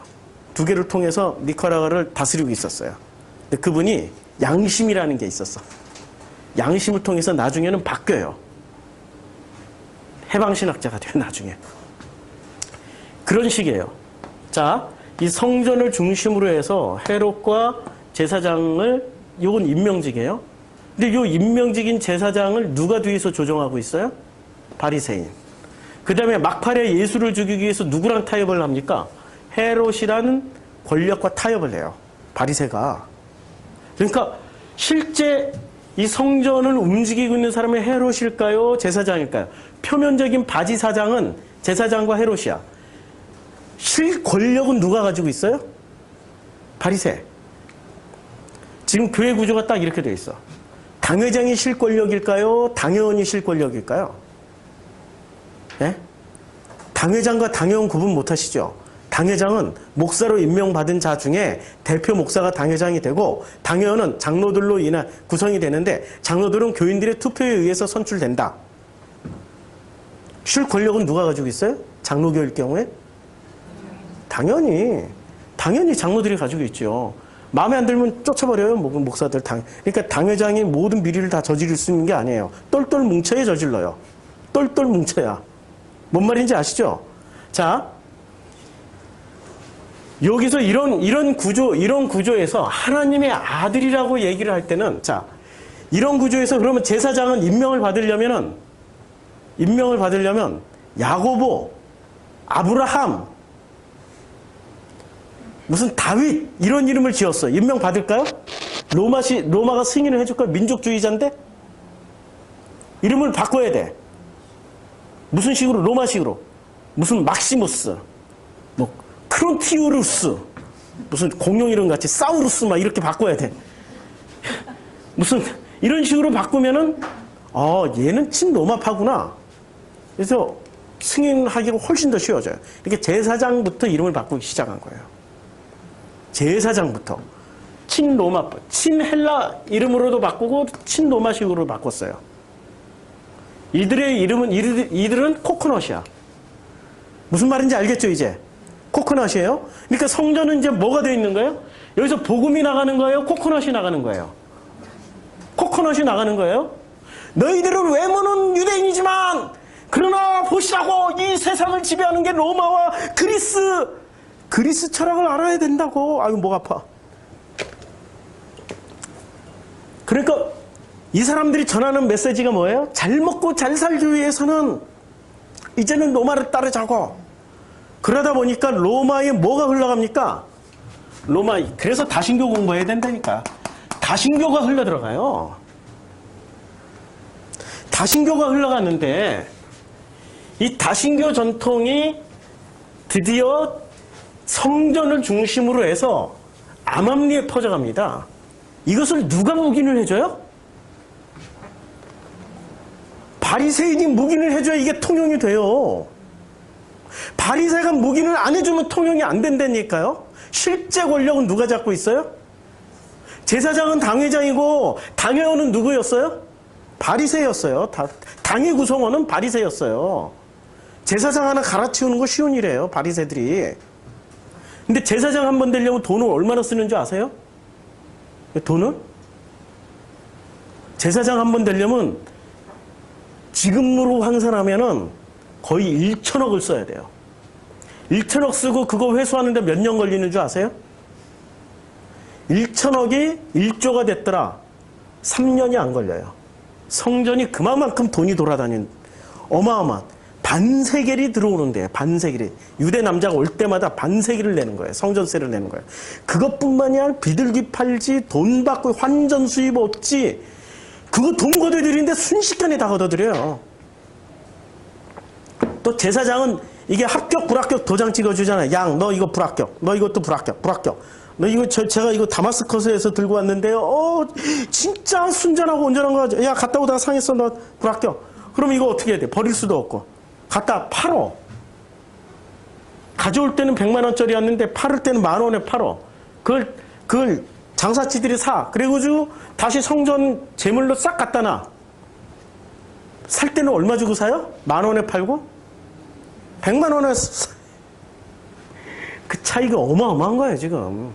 이런 짓을 저질렀던 게 이게 유대인들이었어요. 이런 구조. 그러다 보니까 뭐가 들어왔어요? 여기서 다신교 전통이 들어왔으니까 다신교 전통에서는 하나님의 아들이라는 단어가 있어요. 제우스의 딸, 제우스의 아들들 얼마나 많아요. 이게 하나님의 아들. 요 개념이 들어와 버린 겁니다. 자, 구약 성경에 하나님의 아들이라는 개념이 있어요? 구약 성경에 하나님의 아들이라는 개념이 있었냐고요? 왜 구약을 안 읽으세요?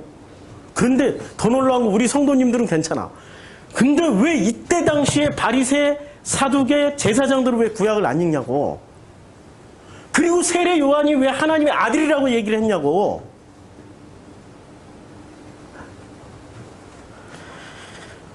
성경을 그렇게 그냥 뻘로 읽으면 안 됩니다. 그렇게 쉽게 읽으면 안 돼요. 구약을 모르고 신약을 읽어나간다. 그거는 마치 기초 없이 수학하는 거야. 수학의 답만 암기해가지고 들어가는 거야. 공식도 모르고 어떻게 풀어나갔는지도 모르고 답이야. 1 더하기 1은 2라. 요거 답만 외운 거야. 그런데 1.1 더하기 0.9는 이렇게 물어보니까 답을 몰라. 요거는 암기했는데 요거는 암기를 안 한 거야. 이런 꼴이 돼버리는 거예요. 무슨 말인지 아시겠죠? 하나님의 아들이라는 개념이 그 전에 구약에서는 무슨 개념이 있었어요? 인자라는 개념이 있었어요. 사람의 아들이라는 개념은 있었지 하나님의 아들이라는 개념이 없었어요. 하나님의 아들들이라는 단어는 나와요. 어디서 나오죠? 창세기 6장에. 하나님의 아들들이 사람의 딸들을 취하여서 그들이 네피림을 낳았더라. 그럴 때 나오는데 그게 긍정 개념인가요? 부정 개념인가요? 근데 왜 긍정 개념으로 써요, 여기서는? 왜 긍정 개념으로 왜 쓰냐고요? 그치요? 뭔가 이 사이에 엄청 많이 바뀌었어요. 엄청나게 뭐가 변질돼 있어요. 그 세례 요한도 변질돼 있는 거예요, 지금. 그래서 제가 세례 요한을 무지하게 지금 20줄을 깠어요, 20줄을. 세례 요한을 20줄을 깔 만한 충분한 이유가 되겠죠. 비판받아 마땅하죠. 자, 오늘 하다 보니까 시간이 많이 가네. 자, 하나님의 아들이란 개념이 우리가 지금 이 하나님의 아들이란 개념에 대해서 속지 말자고요. 이 사람이 했던 하나님의 아들이란 개념은 구약에서 나온 개념이 아니고 어디서 나왔어요? 다신교에서 나왔어요. 근데 다신교에서 하나님의 아들이라고 얘기할 때는 하나님의 아들이라고 얘기했을 때는 진짜 신이라는 개념으로 얘기를 한 걸까요? 아니면 위대한 사람 정도로 생각하고 말을 한 걸까요? 위대한 사람. 위대한 수준으로 얘기를 한 거죠. 제가 이제부터 이름을 열거할 테니까 어떤 느낌으로 오는지 보세요. 윤호님, 안혜느님, 무슨 말인지 아시죠? 친느님, 세상에 치킨이 느님이 됐어. 치킨이. 이거 읽을 때 우리가 이걸 신으로 생각하면서 이걸 읽게 됩니까? 아니면은 그냥 존경하고 위대하고 야 실력 있다, 대단하다, 능력 있다 정도로 우리는 이해를 하고 있습니까? 지금 2000년 전에 이게 지금 반복되고 있어요. 2000년 전에 이야기가 지금 반복되고 있다니까요. 다신교가 들어와서 이 다신교 전통에서 예수를 굉장히 자기 수준에서 높여준다고 한 말이 하나님의 아들이었단 말이에요.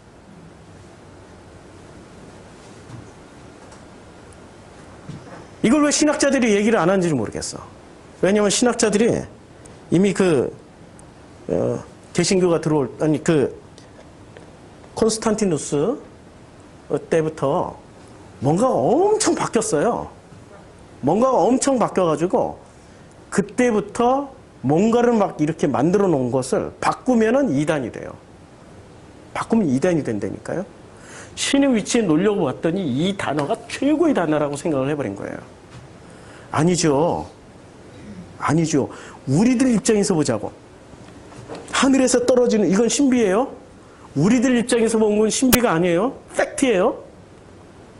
지금 신비가 몇 가지가 들어왔냐면 세례 요한의 신비주의가 들어왔어요. 바리새한테 뭐라고 얘기했어요? 와, 내 뒤에 뭐 대단한 분이 있어. 아까 읽었죠?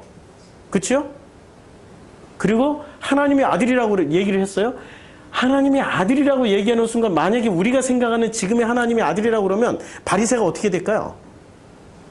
그때부터 총 출동해서 죽이기 작전 들어서죠. 근데 그때부터 죽이기 작전이 들어간 게 아니라 안식일 범할 때부터 죽이기 작전 들어간 거예요. 안식일 범할 때부터. 그러니까 이 사람들 바리새에게도 이 개념은 그냥 능력이 있는 사람 정도, 남보다 좀 뛰어난 사람 정도로 이해를 했기 때문에 지켜만 보고 있었던 거예요. 지켜만 보고 있었어요. 그러니까 하나님의 아들 이꼴 신이라고 생각하면 안 된다라는 거죠. 로마의 황제는 누구의 아들이었어요? 태양신의 아들. 신의 아들이에요. 로마의 황제 정도가 돼야. 근데 로마의 황제가 진짜 신이었나요? 신처럼 숭배했지만 그거는 종교 이꼴 정치. 우리 종교 이꼴 정치. 이걸 우리 제이킴 성도님이 정리를 잘 해주셨는데 이것 때문에 로마의 황제를 뭐로 놨던 거예요? 신으로 놔둔 거예요. 재미로 봐주시면 됩니다 하고 놨는데 서로 닮은 종교와 국가. 종교 이꼴, 잘 보세요. 종교 이꼴 국가 이념 국가 자체고, 성전은 영토와 영의 영공 도시국가, 경전, 성경은, 모든 경전은 헌법이나 법전이 되는 거고, 당회는 입법기관, 사내들인 유대로 치면은, 당회장은 독립적 사법기관 국가 원수 대통령 왕에 위치해 있는 거고, 사모님은 국가 원수 직속. 우리하고 해당 사항 없어요. 우리하고는 전혀. 저기 진짜 종교 시스템 돼 있는 그분들. 뭐 사택은 자체적인 치외 법권지역. 사택에서 뭐 하는지 아무도 몰라. 예? 그 사람들이 모여서 아니 공식 기구가 있는데 당에서 논의 안 하고 사택에 모여가지고 그냥 사택에서 뭐 밥 먹으면서 허허하하하 얘기했던 게 교회 정책이 돼버려. 그 다음에 뭐 장로교단은 의원내각제, 뭐 침례교단은 입헌군주제, 감리교단은 전제군주제, 카톨릭은 신권정치, 신앙심은 애국심.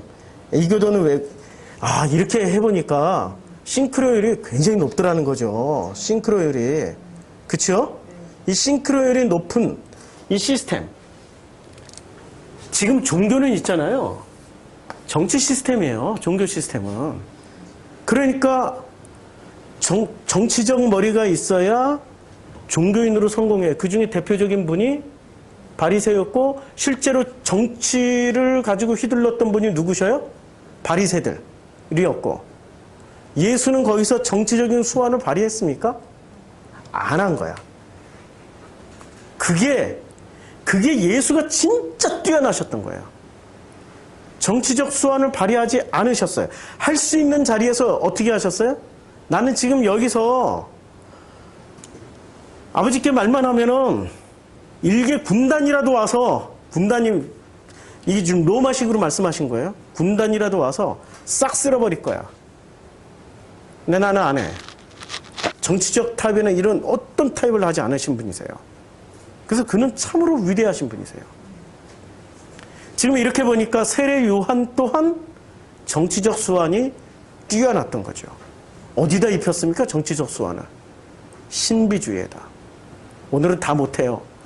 오늘은 다 못하고 지금 여기까지만 해야 될 것 같은데, 자, 요거 하나만 얘기하고 가죠. 그러면 하나님의 아들이라고 얘기할 때 그 하나님의 아들이 되기 위해서 이 사람이 나름대로 장치를 했습니다. 세상 죄를 지고 가는 하나님의 어린 양이로다.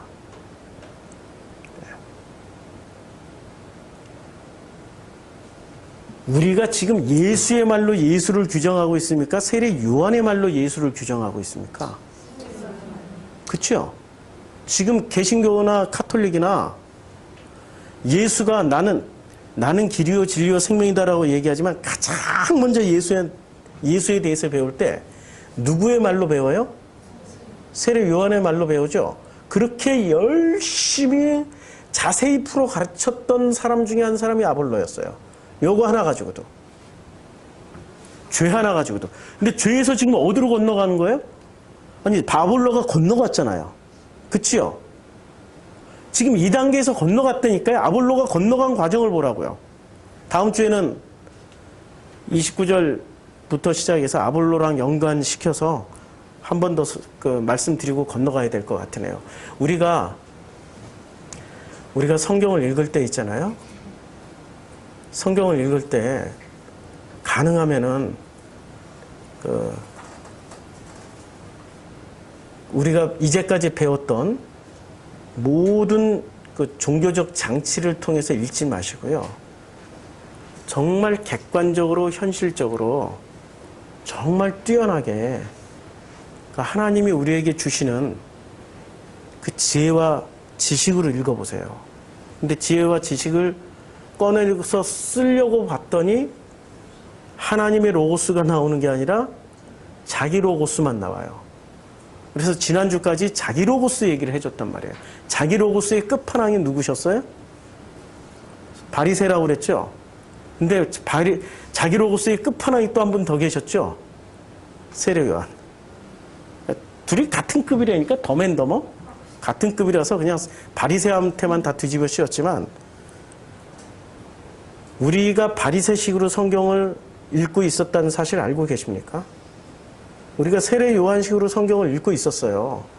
그거 가지고 무슨 선생 합리하고 어디 가서 성경 공부 인도하고 지도자가 되고 한 말을 요새는 목사도 필요 없어 평신도가 지도자야 뭐 하면서 엄청 공부하고 엄청 해서 다 하면 되는 줄 알죠?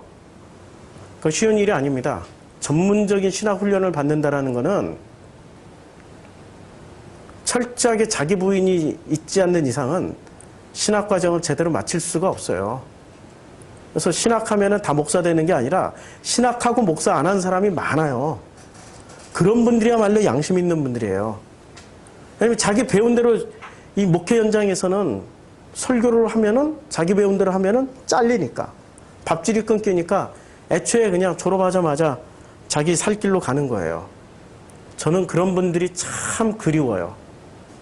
이른 양 찾게 하려면 그런 분들 찾아서 그 삶의 이야기에 그동안에 자기가 배웠던 신학이 얼마나 잘 녹아 들어갔는지 듣고 싶어요. 지금 보수 신학대학 말고 아니 감신, 한신, 저 장신 이런 분들이 거기서 그 어마어마한 신학 공부를 하고 나서도 왜 설교는 그따구로 하시는지를 이해를 못하겠어. 진리를 알지니 진리 안에서 자유케 되지 못하고 밥그릇 앞에 무릎을 꿇으신 분들이죠. 밥그릇 앞에.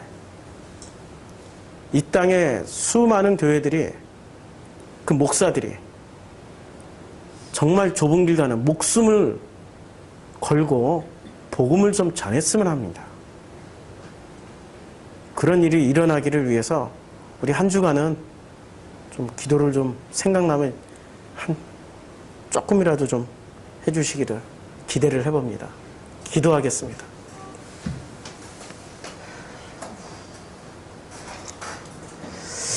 아버지 하나님, 참 놀랍게도 우리들에게 하나님이 날마다 은혜를 주심으로 말미암아서 날마다 넘어지면서도 다시 일어날 수 있고 날마다 죽노라 하면서도 다시 살아날 수 있습니다. 그것이 부활에 참여하는 것이요. 그런 부활을 체험한 우리 모두는 우리의 삶이라는 게 이렇게 살아가고 이렇게 영원을 누리고 이렇게 영생을 누릴 수 있구나 라는 것을 깨달아가고 있습니다. 주여 고맙습니다. 감사드립니다. 이 모든 것이 아버지의 섬기심이고 아버지의 은혜 허락해 주심입니다. 이제 다신교에서 유일신으로 그리고 우리가 신된 자리에서 피조물로 우리를 명확하게 규정해 주셨던 그 창세기 1장의 신앙이 이제는 이 요한복음의 설교를 통하여서 보다 명확해질 수 있도록 축복하여 주시옵소서. 예수님의 이름으로 기도드렸습니다. 아멘.